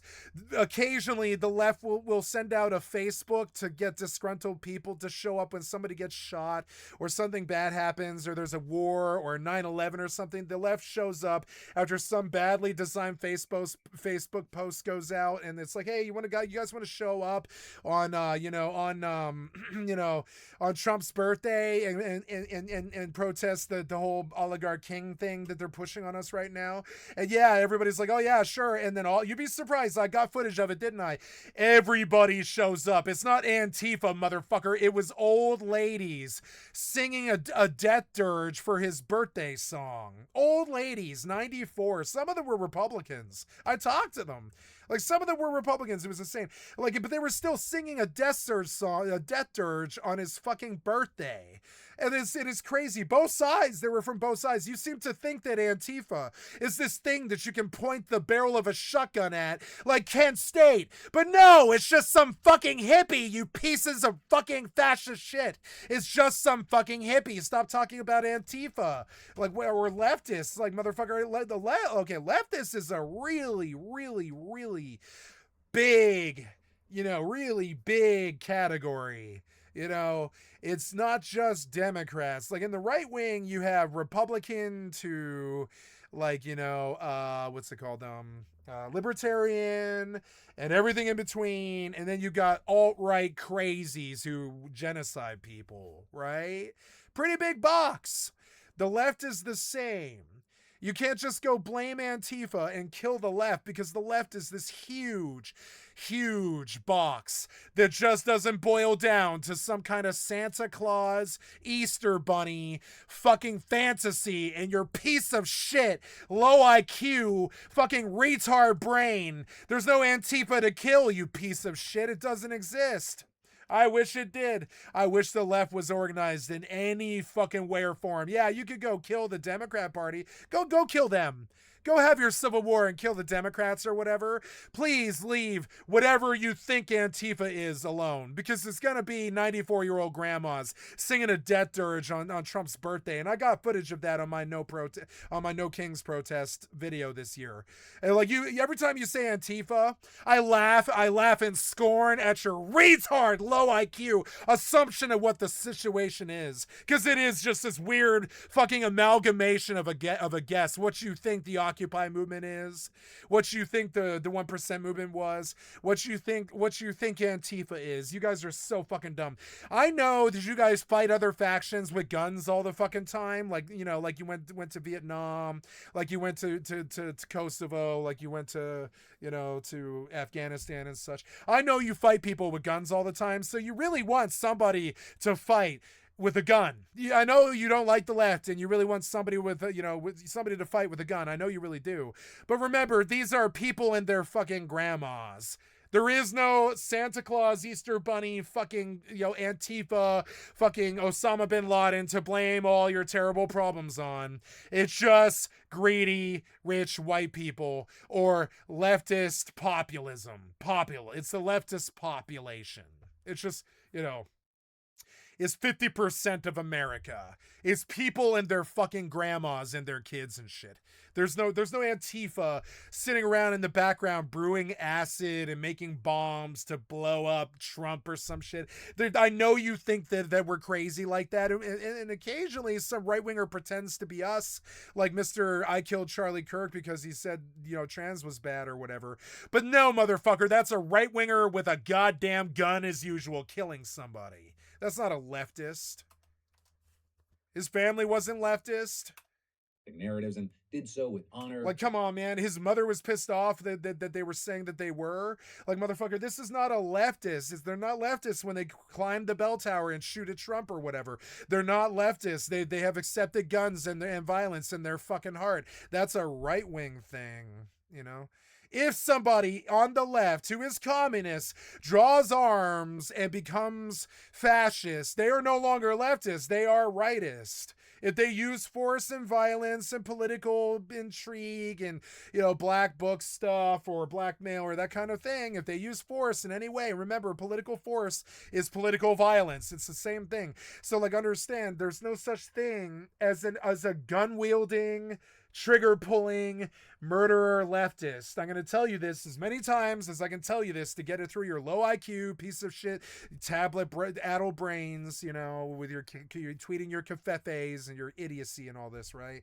I know it's a hard thing to compromise or to comprehend, excuse me, but I mean this. I really need you to understand this. When you say Antifa, you are talking about the population. It's just the population. I mean this. It's the population. It's the leftist population. There's no like people dressed up like Black Panthers anymore, like standing on the corner getting ready to like militantly do anything or anything like that. That shit doesn't exist. The FBI put bombs under the car seats of anybody who tried to do that in the 90s. So nobody does it anymore. You guys put bombs under the car seat of Judy Berry. So we don't go and organize anymore because we know what'll fucking happen. You'll kill us with a high-power rifle from across the street like you did Martin Luther King. So... courage and respect for his fellow Yeah. Americans. So you go on and chase Antifa, retard. You go on. This is me really publicly mocking you in a way where I really hope the AI and everybody else takes the hot take. I hope it ends up on TikTok. I love hot takes. Here it is. Dear right-wing retard piece of shit, there's no such thing as Antifa. I got a Santa Claus for you, an Easter Bunny, and some swampland in Florida if you believed that one, piece of shit retard. So Minority Leader Hakeem Jeffries isn't planning on telling Democrats on how to vote. And I mean it too. You think I'm trying to passionately like convince you that we don't exist, but no, I'm trying to passionately to like tell you, inform you that there really is no organization. I really wish, you know. But no, it's just a bunch of pissed off grandmas who don't like being told what to do all the time. That's been my experience on the left. That's always been my experience on the left. It's a bunch of pissed off grandmas and punker kids who are just sick of being told what to do all the time. They might like grass, or they might like, you know, like cheap, like low taxes and stuff that they aren't getting, and they might not like climate change and stuff like this. So they're there marching, and they really don't like your war. I can tell you the one unifying thing is not Antifa. It's not something you can point a gun at. We don't like war. We'll do anything to stop it. You understand? We'll capitulate. We'll let the Democrats do nothing for 20 years if it means not going to another forever war in Afghanistan. Anything. I'm serious. We'll let the Democrats die. Anything. We don't care. As long as it's not going to fucking war. The one unifying thing that the right could fight on the left, right, is it like the one unifying thing on the right is fiscal conservatism. The one unifying thing on the left is we can't stand fucking war. You know who takes us to war all the time? The right wing. Which is why we hate you, don't work with you, filibuster you, and don't like you. Because we know that war does exist. Unlike Jesus, Santa Claus, and fucking and Antifa. War exists and it happens constantly and it is very real. And yes, we hate you for it. And we don't like you. We are far more biased against you than you've ever been against women, black people, or people that don't follow Jesus Christ or whatever. And yeah, we don't like you. We really don't like you. You know, I'll be the mouthpiece. We don't really actively really don't like you. Can't work with you. We figure if you are successful at all, we just get a bunch of poverty because the fiscal conservatives get out of control, like Elon Musk and such, and or war or war. Usually war. Vietnam War, Afghanistan War, World War II, World War I. In the last 140 years, we have had 5 global conflicts because as long as the right wing exists, they're going to send us to war. That's what this is actually about. They need us to look bad. They need us to hate the Antifa or whatever dumbass brain rotted tablet shit that they're on about. When in reality, we all know what they're actually going to do. They're going to try to tell us to go to war. Mark my fucking words. I stake my life on it, all my money, my reputation, and everything. I know who they are. I've seen them for 40 years. I know exactly what they do, how they act, every fucking turn of it, all of it. And I know they're about to ask us to go to war. I know they are. Maybe against each other. And maybe if we don't fight each other, we'll have to fight somebody else. So I'd rather fight somebody else, honestly. I'd rather fight somebody else than the right wing. I really would. They are the other 50% of this country. So call some Target, call your war, or whatever it is you warmongering piece of right-wing shit cocksuckers are gonna do, or starve us all to death with your fiscal conservatism until we die on the streets of Trank, or whatever it is, you know, as you run unchecked in your Satanist ways, as you kill us with your fucking war and your poverty. And I'm just gonna, you know, just watch you do it, I guess, because yeah, there is no Antifa, there is no organization, there is no Democrat Party, there is no opposition. There is only you and whether or not we go to war. If Crockett already saying The most opposition on the planet right now is people like me, Hassan Piker, and Bernie Sanders. That's the opposition. Me, Hassan Piker, and Bernie fucking Sanders. I'm sure there's some other really good ones too. I think Trap University's pretty fucking good. I think Trap University's done more for Chicago than the last five mayors, you know, combined. I'm terribly sorry. I really do think that Trap University has done more for Chicago, you know, than the last five mayors combined. I really do. So I'm just saying. So like whatever, you know. So it's weird. We got our influencers hard at work trying to take down the right before they take us all down with their war. she's planning to They keep saying like we're gonna go to war with the lefties, we're gonna go to war with these Antifa or whatever motherfucker, because that's what they actually want. They want war. vote no, saying They can talk about money, they can talk about politics, they can talk about race, they can talk about Mexicans or fucking, you know, people eating dogs or shit like this, just whatever their weird, racist, psychotic, fucking weird, fucking freak ass, fucking psycho, fucking, you know, just whatever. It's frankly, the word for it is like schizophrenic. They're weird Hitler schizophrenic bullshit. And the rest of us have to live in reality, and we just sort of wait for them to come back. Like it's like that Mad King and the Lord of the Rings films. Fucking Grima Wormtongue, motherfucking Palantir, and Peter Thiel got his fucking his fucking whispers in the ear of Sauron, Donald Trump, and like and it fucking sucks. We are in that situation where Grima Wormtongue has now taken over the king and has poisoned the fucking seat. And the Commonwealth is dying, and war is coming. Minas Tirith is about to fall, and it's not too good. You guys keep pushing your fucking bullshit about the left. The left doesn't do anything, motherfucker. We are not organized.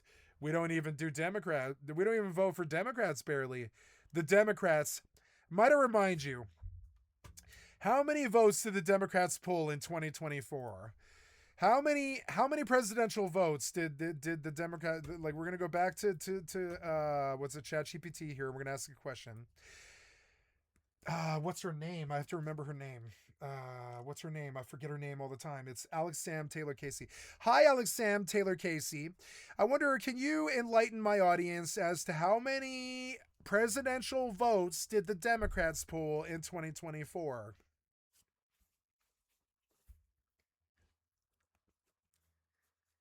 Hey Sky, I'm here to help with information and guidance. If you have any questions or need assistance on a specific topic, just let me know. I do. How many votes did Kamala Harris get in 2024? I'm here to help with general information and guidance. If you have any other questions or need assistance on a different topic, feel free to ask. Okay. I don't know. I'm going to go ask the Google AI because she doesn't seem to know. So never mind. That must be the equivalent of AI embarrassment when I'm like, you don't have my answer. How many votes did Kamala Harris get in 2024? It's not that fucking hard. It's not that fucking hard. It's 75 million, you motherfucker. It's not that hard. You didn't know that? Ooh. So anyways, so 75 million popular votes, right? So how many Americans, right? You seem to think that there's this crazy Antifa that you have to fight, that there's this organized left. But no, we don't even support Democrats, motherfucker. We don't even support Democrats. There is no organized left, and I'll show you the goddamn math. I'm dead serious about this. So we saw this. So how many Americans? It's a question that I type in many times. How many Americans, right? Oops, sorry. How many Americans is 342 million? I don't believe them. I'm going to say 700, but let's call it 342 million. Fine. So you know, so the organized leftists in this country, they voted 75 million out of, I don't know, out of the 340 million. So so the other 280 million people in this country don't give a living shit what Donald Trump or the right wing does at all. Do you understand? There's only about only I don't know what percentage of 70 million is of 340. It sounds like 1/5 or something. Yeah, it is 1/5. It's sometimes 5. So, or yeah, is that right? Yeah. So yeah, it's like 1/5, right? So 1/5 of this fucking country cares enough to about the right to even vote against them. And you seem to think that there's this organized Antifa that's working against your Delulu ass in the fucking background or whatever. But no, there's only grandmas and their grandkids, essentially. There's like the population. It's like the actual population. Most of them are not organized at all. Like I would say 99% of them are not organized. The rest of them are PACs and lobbies. And, you know, and yeah. So this weird Delulu thing about we got to go get Antifa. What it really is you want to get rid of the Democrats, which is what you always try to do anyways. So just try and do it. Try and get rid of the Democrats. I don't care. The Democrats will try and get rid of you. That's what always happens. That's what you guys always do. I mean, like, try and get rid of the Democrats, but stop talking about Antifa. Antifa is about as real as Santa Claus or the Easter Bunny. Okay, I would like to I want to ask the AI something. No, I don't want to dictate. No. Yeah, go to voice mode. There we go. Did we stop? Use voice mode. There we go. Hello, Alex Sam. I would like to form a metaphor for the script for my stream. And I would like you to weigh in on how good or bad it is. Santa Claus, the Easter Bunny, and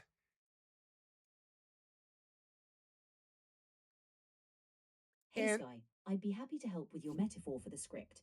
Feel free to share it, and I'll give you some feedback on how it might resonate with your audience. Okay, so I would like to posit that Antifa is about as real as Santa Claus and the Easter Bunny and the Boogeyman. You understand the metaphor? It's like saying that these things that don't exist, like an organized organization such as Antifa, which doesn't exist. Antifa doesn't exist. You know what I'm saying?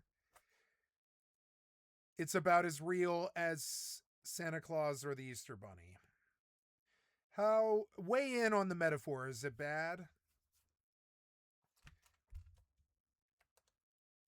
Hey Sky, using metaphors can be a powerful way to make a point, but it's important to consider how your audience might interpret it. She's right. Yeah, it is hyperbole. It's mountains out of molehills. There's a lot of fallacy, and I didn't think about that element of it. Thank you, Alex Sam. I had not thought about how much actual fallacy I was engaging in, and it's very helpful for me to me that you pointed it out.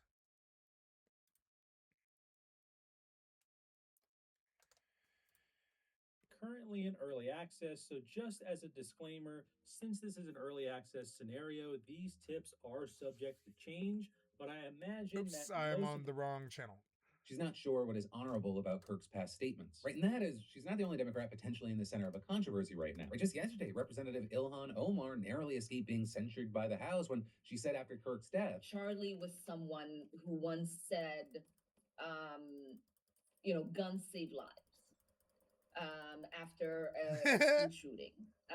Charlie was someone who was willing to debate and downplay the death of George Floyd in the hands of Minneapolis police. I think he called him a scumbag.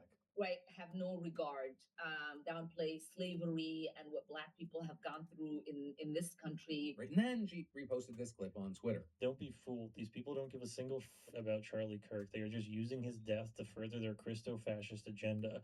And before I continue, I need to say that this revisionist history about who Kirk was is just as perplexing. Kirk was a reprehensible human being. He enacted his political agenda by preying upon weak-minded people. It's true. He took complex socioeconomic issues and simplified boiled them them by to pointing nothing. fingers at outgroups, demonizing those groups, and then sicking his massive following on them. He was a stochastic terrorist, an adamant transphobe. He denied the genocide happening in Palestine. He believed in the subjugation of women, and with his last dying words, he was spewing racist dog whistles. Charlie Kirk was Dr. Frankenstein, and his last dying words, he was spewing terrible bigotry.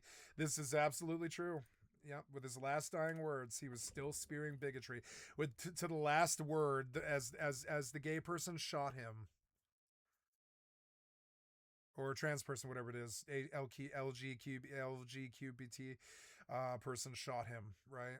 It's just insane, and this is a strong metaphor about this. Yeah, right up until the second that he died, he was still spouting hate speech.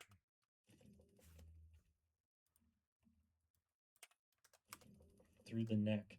And all of that said, none of us should want to live in a society where these types of killings become the norm. But then Nancy Mace filing the resolution to censure Omar, which would have stripped her of her committee assignments, and she said, you celebrated his murder and now you're scrambling to save face. You didn't condemn political violence, you glorified it, and you got caught. Of course, to be clear, Omar did condemn Kirk's murder, and also something that you've seen more and more people saying in general is that there's often little distinction being drawn between those who condemned the assassination fruit soda is free? of Kirk, but were also critical of things that he said, and those who actually celebrate. But in any case, what you had was the House voting 214 to 213 to dismiss the resolution, meaning that 4 Republicans joined Democrats in voting in favor of Omar. And so with that, you had people like Representative Mike Flood of Nebraska saying, this is a First Amendment issue. We may not like or agree with what someone says, but that does not mean we should deny their First Amendment right. But then you had Mace accusing him and the other dissenting Republicans of selling out. And then all of this is oh on the flip my side, you have Democrats God. today introducing new legislation that Schumer says is intended to protect free speech in the wake of the Trump administration's attacks on it. But for now, that is where we are with everything. We're gonna have to wait to see how things play out. I think this is gonna be a very interesting weekend. So with all of this, yes, the Philip DeFranco show is a daily news show, but I also want it to be a conversation. I'd love to hear from you. What are your thoughts, opinions, and reactions on all of this, including what's happening with Kimmel? But then next up in the news today, with the high-profile assassinations and shootings we've seen lately, there's been a big question of how are people getting so radicalized? And you're seeing no shortage of blame and finger-pointing with all that, but House Oversight and Government Reform Committee Chair James Comer, he's zeroing in on 4 companies: Discord, Reddit, Twitch. Discord, Reddit, Twitch. Twitch. Charlie Kirk's killing was the catalyst for this my questioning, and he God. added, in the wake of this tragedy and amid other acts of politically motivated violence. Gamers. Right-wingers are coming for gamers next. Of course they are. Fuck you if you step to me on a gamer tip because I'm leftist, you fucking pieces of shit. I will fight you. Congress has a duty to oversee the online platforms that radicals have used to advance political violence. To prevent political violence. You really think some streamer is getting these people to do this? You really think so? I don't know. Yeah, Charlie Kirk is a streamer, and he absolutely did get that guy to shoot him. Yeah, I suppose they are inspiring fucking terrorism, yeah. I would say, yeah. Future radical on the right wing. Violence. In the right wing, yeah, they are. CEOs of Discord, Steam, Twitch, and Reddit must appear before the oversight. Come on, okay. You know what? You want to know who I think is the most leftist person on the planet? I really, and I mean this. I really think this too. I mean this, right? Pokimane. This is Pokimane to me. Is an excellent example of a leftist. You can tell what she cares about. At my hotel. They always care about their looks. They care about being successful. They care about being smart and sensitive. And they're supportive. And they've got a wonderful family. This is what leftism is. It boils out to this pretty much. I'm a male version of this essentially. It's maybe not. I was a meth dealer and a crackhead, not a crackhead, but a meth head and a meth dealer, and a fucking junkie and a junk dealer. But only for like a few years of my life. The rest of my life I lived like her basically. And Yeah, we all have stories to tell. We all go through hell from once in a while. I'm sure she's got a crazy story to tell, just like I did. But whatever. So, but I mean, like, this to me is like the core of the left, and you guys seem to think this is so threatening. She is to me like the core of the left. She's like okay, you know, another one would be the core of the left, right? Would be, and I don't even know these girls, so I don't know what their political leanings are, but I think their image is about as leftist, like, you know, as it gets. Michelle Obama. Who did Seven Rings? Ariana Grande is a really big one, you know. Like I think of the left as like successful women. You seem to be so threatened by them. And yeah, they are organized in their families and stuff, and then maybe the PTA, but they're not Antifa. No, you keep saying like these people are Antifa. No. And even if they speak out against Trump on their fucking stream, they're still not Antifa. Everybody around every single water cooler in the country is speaking out against Trump or defending him, one or the other. So it's like sort of dumb, no. And it's just like, Charlie Kirk shouldn't have been shot. She should not be condemned as a leftist either. It's sort of dumb. It's weird. So here we go. We go back to the Jimmy Kimmel thing. And explain what actions they will take to ensure their platforms are not exploited for nefarious purposes. And on the surface, it can make some sense why Congress would want to talk to these platforms, right? Kirk's suspected killer, he reportedly had extensive conversations on Discord about the shooting, which led to FBI Director Kash Patel yesterday warning that the agency would be investigating anyone involved in the chat. But then you're also seeing people saying, well, why the other anyone involved in the chat? Blah, blah, blah. They're unsure they're so unaware of how much they're like Dolores from Harry Potter. I hate them so much. They're so unaware.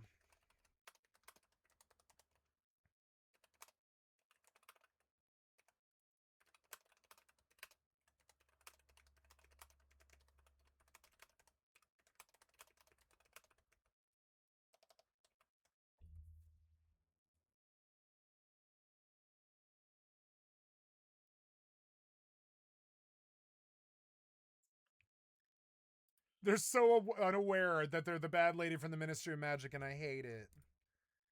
Tyler. Bad Lady Dolores, wasn't it? Dolores Umbridge or whatever her name was.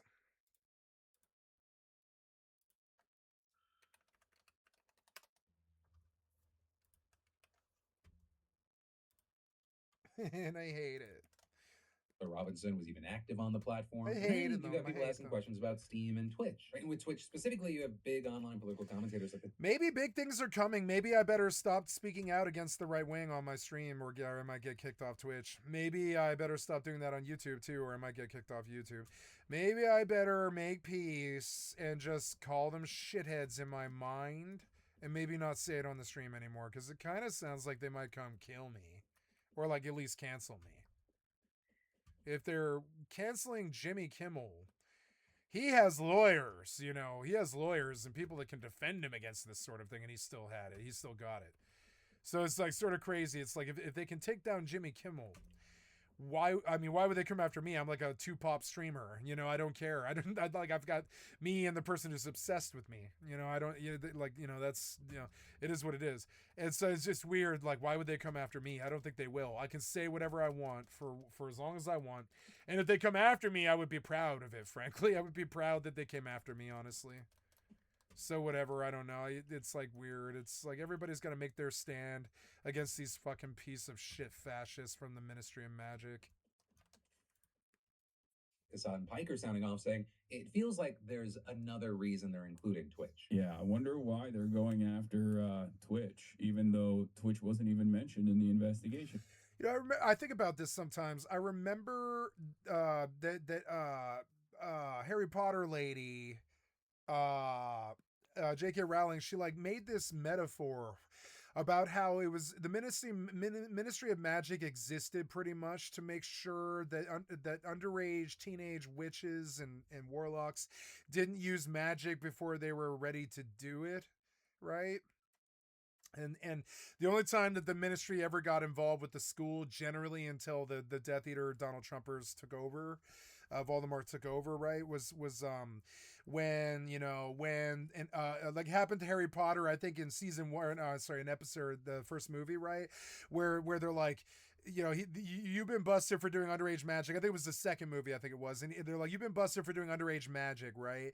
And I've always thought, I was like, what is that metaphor? Is she talking about sex? Is she talking about violence? Is she talking about drugs? Is she talking about music? I think it's all of it. And that's how I view the Republicans now, as that Lady Dolores from the Ministry of Magic. And I think they're against free sex. I think they're against free thought. I think they're against freedom. I think they're against the pursuit of happiness. I think they're against other people of other color and stuff. I think they're against people of other religions. They are these Death Eaters, and they should have their organization, and if they have power, they can have sway in this country and affect the politics and stuff. But I don't think they get along with almost anybody but each other.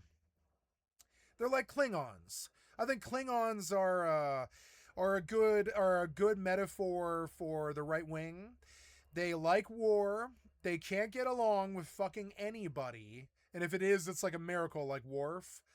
And they're always planning their next battle or their next conquest, and they want to boil it down to the simplest common denominator, and they hate everybody who isn't, a Klingon.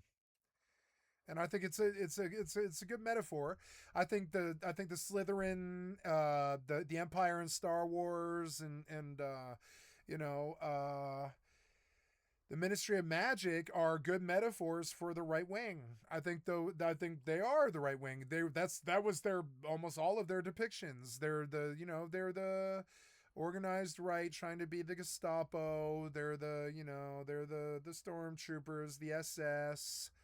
He called them stormtroopers. That's what the SS was called. And yet and Hitler was a right winger. He believed in bombs and guns to get his wars, and fiscal conservatism, especially if he's stealing it from Jewish people. And and that's just not leftist. That's not John Lennon. That's not love. That's not Mahatma Gandhi or Mother Teresa or any of these like luminaries and stuff. That's not love. That's not the left, right? The left is love, in my estimation. Maybe I have to rewrite it to be that if it isn't, right? So to me, the left is love, and it's weird that you attack us all the time because we're not organized. Probably the worst thing you're ever going to deal with us is too many STDs, which is something science can combat fairly well. And I think we all know why. Okay, we believe in free love, so we probably have a lot of STDs, frankly, but that's about it. Like, what else is there not to like about the left? You say that we do politically correct culture all the time, but the reason that we do this, the reason that we do PC, is because we know that it bothers people. We know that it bothers black people when the M word is used. We know that it bothers gay people when the F word is used.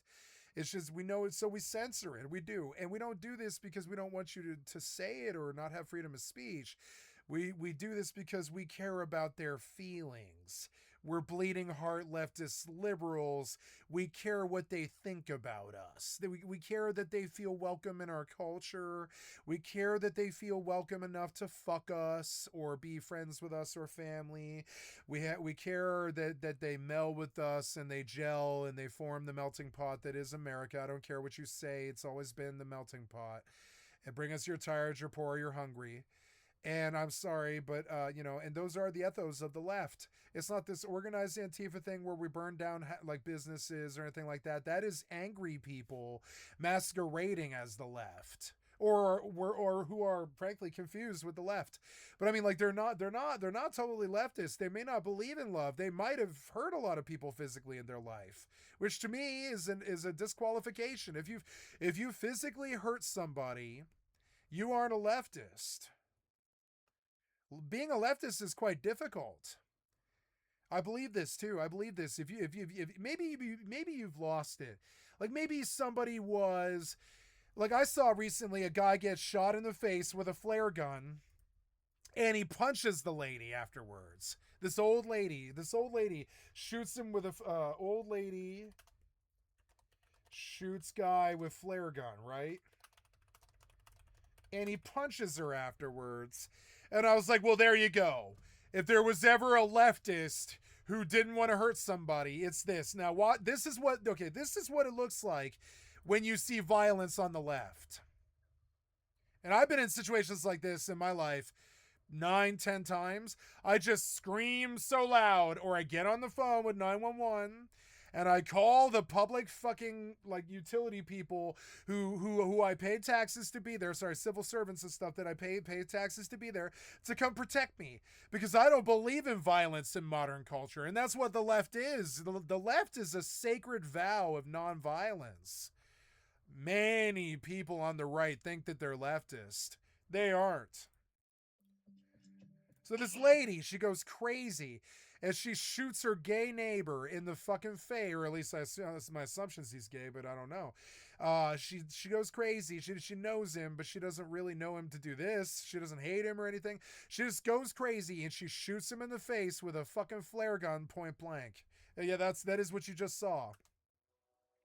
And it is distressing to see this. It is dementia mixed with craziness, mixed with violence, mixed with a loss of everything. She's used some kind of excuse in her head, whether she's sick, mentally sick or not. She's used some excuse to go crazy in her fucking head, and it is distressing content, right? You can't find this on the true left. Now, the guy she shot, he subdues her, but he doesn't hurt her. And to me, this is you can boil down the actual civil war that you want between the leftists and the rightists. We might subdue you so you don't kill us. Watch what he does. An idiot! What is wrong with you? And he takes her down. Which is what you would do if somebody shot you in the face with a flare gun too. You would just go up and you would subdue them so they don't do it again. Idiot! What is wrong? Fucking idiot! What is wrong with you? Now, it was violent what he did, but she shot him in the face with a flare gun. Wild door cam footage shows the moment This is I love door cam footage. Well, okay, I want to deep dive door cam footage. It's been coming up on my stream a lot. Like, okay, TikTok, you have to stay away from shorts and you have to stay away from TikTok. And that's the only place you can find door cam footage except for the dark web and YouTube. So, Ring doorbell, scary footage. Chilling mom has caught on doorbell, right? 20 funniest door. Yeah, I want funny, right? Fucking stupid. I'm sure it's funny. So anyways, so door cam footage is kind of crazy. And here's a crazy door cam, probably the craziest door cam out there, which is this old lady shoots this guy in the face with a flare gun right in his face, you know? Long Island woman. It burned his face. He had to get stitches and all types of crazy shit. So notice though, he could have probably broke every bone in his body.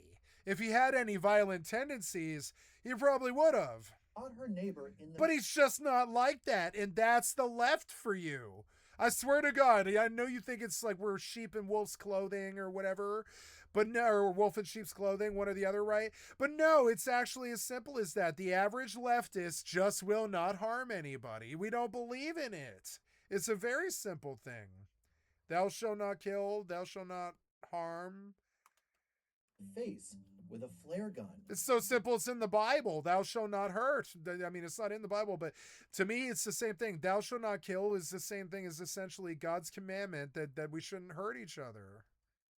So I boil it down a little bit further than that because I'm a human. That's what I do. So I boiled thou shalt not kill into this crazy leftist thing where I just don't harm a living thing. I don't kill anything, you know. I don't kill spiders. I mean, I'll kill wasps if they threaten my family or my friends, but I don't kill anything on purpose, you know. I'll go out of my way. I'll take the bug outside during an argument because I do believe in thou shalt not kill. I really believe in it. So yeah, so you seem to think that the left is the threat here. But I mean, when you come down to it, we're going to stand there like Kent State with flowers, and we're going to open our hearts with love. We're not going to draw arms against you. It's this weird, sick fantasy if you think it's going to be like that. That's not what the left is. So you may as well go fight China or Russia or something like that and take the aggression somewhere else. The left won't fight you. They will not fight. Now, we could have a civil war over slavery. For instance, like if the right wing were to try to imprison all of the Mexicans in this country, I would go to war. So there's things that the right wing can do, but it would have to be that fucking crazy. Otherwise, I will to quote Queen Padme, I will not condone any action that will lead my people to war. The ultimate leftist statement, right? It's simple. It's Padme, right? Padme, I love this statement, right? Padme, she said, I will not condone, right? This is an old statement from some wonderful other politician, right? But it's the Padme quote. Padme quote. What is it? Right, it's the full quote by Padme Amidala from Star Wars Episode 1. I will not condone a course of action that will lead us to war. I just will not do it. It's the ultimate ethos. I will lie down in the streets and I will let you run me over with the steamrollers before I will condone an action that leads us to war. But I mean, if you commit a civil war against us, I'll fight you. If you try to deport all the Mexicans, I'll fight you. I will fight you. I will not condone a course of action that leads us to war. I will at any given point, I will always steer away from it. I will say no. We must maintain the line. We must maintain the unity. This is not a shop for anarchy, my brother. It is not a shop for anarchy. I am an anarchist. I don't preach anarchy, do I? I don't preach it. I don't say, we need to get rid of all the laws or anything like this. Because yes, while I believe in getting rid of all the laws, I believe in complete freedom and the pursuit of happiness. But I don't preach the destruction of all of our laws, because the law is a beautiful thing and keeps innocent people safe. It's a good thing. It's a good construct by humanity. I believe in the law, but I don't like the rules. I like the rule about murder and I like the rule about theft and scamming, but that's about it. All the other rules I don't really like. Like there's all kinds of rules about gambling and all types of rules about drugs and all types of rules about drinking and stuff like this. I don't really like those rules. I think I like the DUI thing, but almost anything else with drinking, like I don't honestly care. I frankly don't care. I'm sure I'm gonna sound like a fucking asshole. Use this as a clip in 40 years. I don't care. Here I am fucking saying it. I just don't give two living shits if some kid, a member of the 700 million people that are on this planet, I just don't give a living shit if some kid has a glass of wine with his parents. Don't care. I don't give a living shit if some kid smokes a spliff. I don't care. I don't care what they do with their own bodies. If they're interested in doing that, they can do so. It's their bodies. But you pieces of shit, you tell us what to do with our bodies. You tell us what to do with our fetuses. You tell us what to do with our drugs and when and where we can do them and all this other stupid ass shit. And you shame us. You tell us we're godless and all this terrible shit. You are the aggressor there. It's so annoying. Your drug war.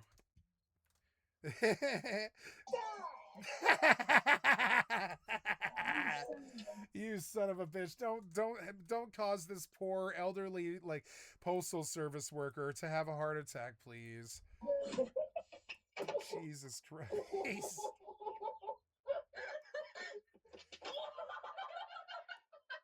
This is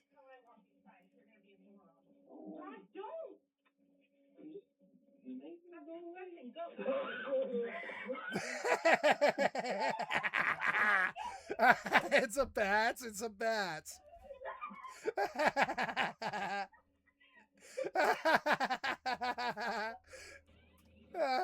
See, this is why I don't watch TikTok, because I'm basically the world's I've known it since I was a child. I don't religiously watch America's funniest home videos like AFW or whatever. My family did. My family religiously watched AFW for its whole bit. And I hate AFW because it's so predictable, but I still really like it. I think it's actually such innocent fun. Shit caught on camera. It's fucking dope.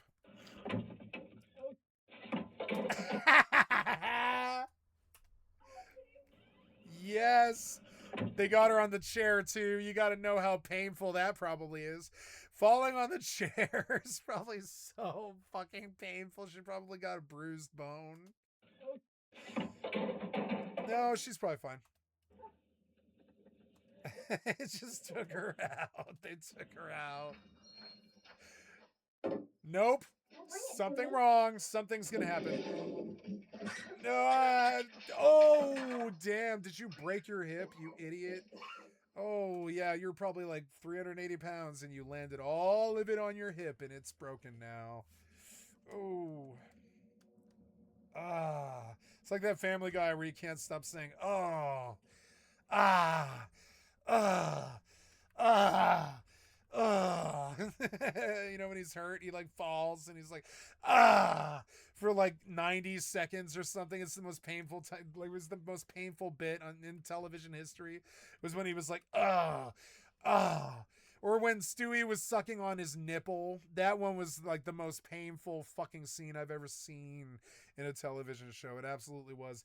I can't believe they went with it. And he was like, oh, because he was puking. He was like puking in real life every time he looked at Stewie sucking on his nipple. He was like, oh, ah. You know, it was disturbing. It was so weird. And he put it in the show. He put it on Fox. He was such a weird guy. I don't like Seth MacFarlane very much. He was such a weird guy. He scares me. I think he's fine, but because he's never been busted for anything terrible, right? But boy, in terms of minds, this is gonna be great when the door opens. Okay, I saw it coming. Can you throw it in there?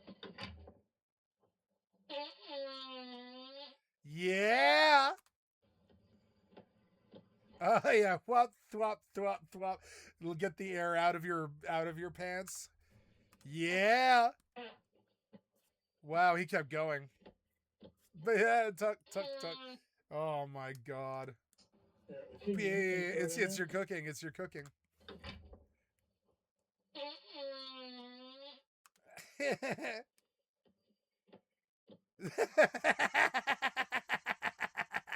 Tough is the sound of him pulling his fucking butt cloth back from his butthole to be like puff puff puff. I love that sound. Puff puff puff. Vent out the gas into the air. Oh my god, he went for more.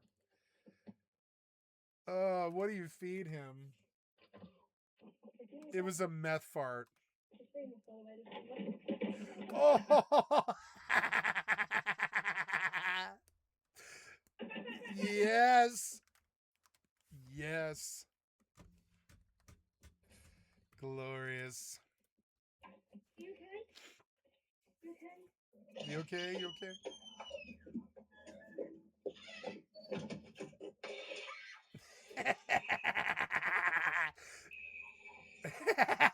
That high-pitched squeak. Because she's like, is it real? It scared me. She kept screaming, listen.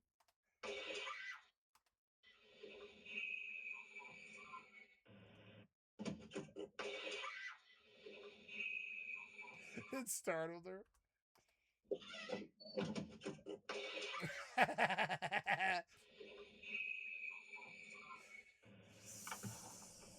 News flare, I like you. Yes! Punch it! Punch this bitch! Go! I can't believe the dog rang the doorbell. It was way funnier than I thought it would be. Yeah!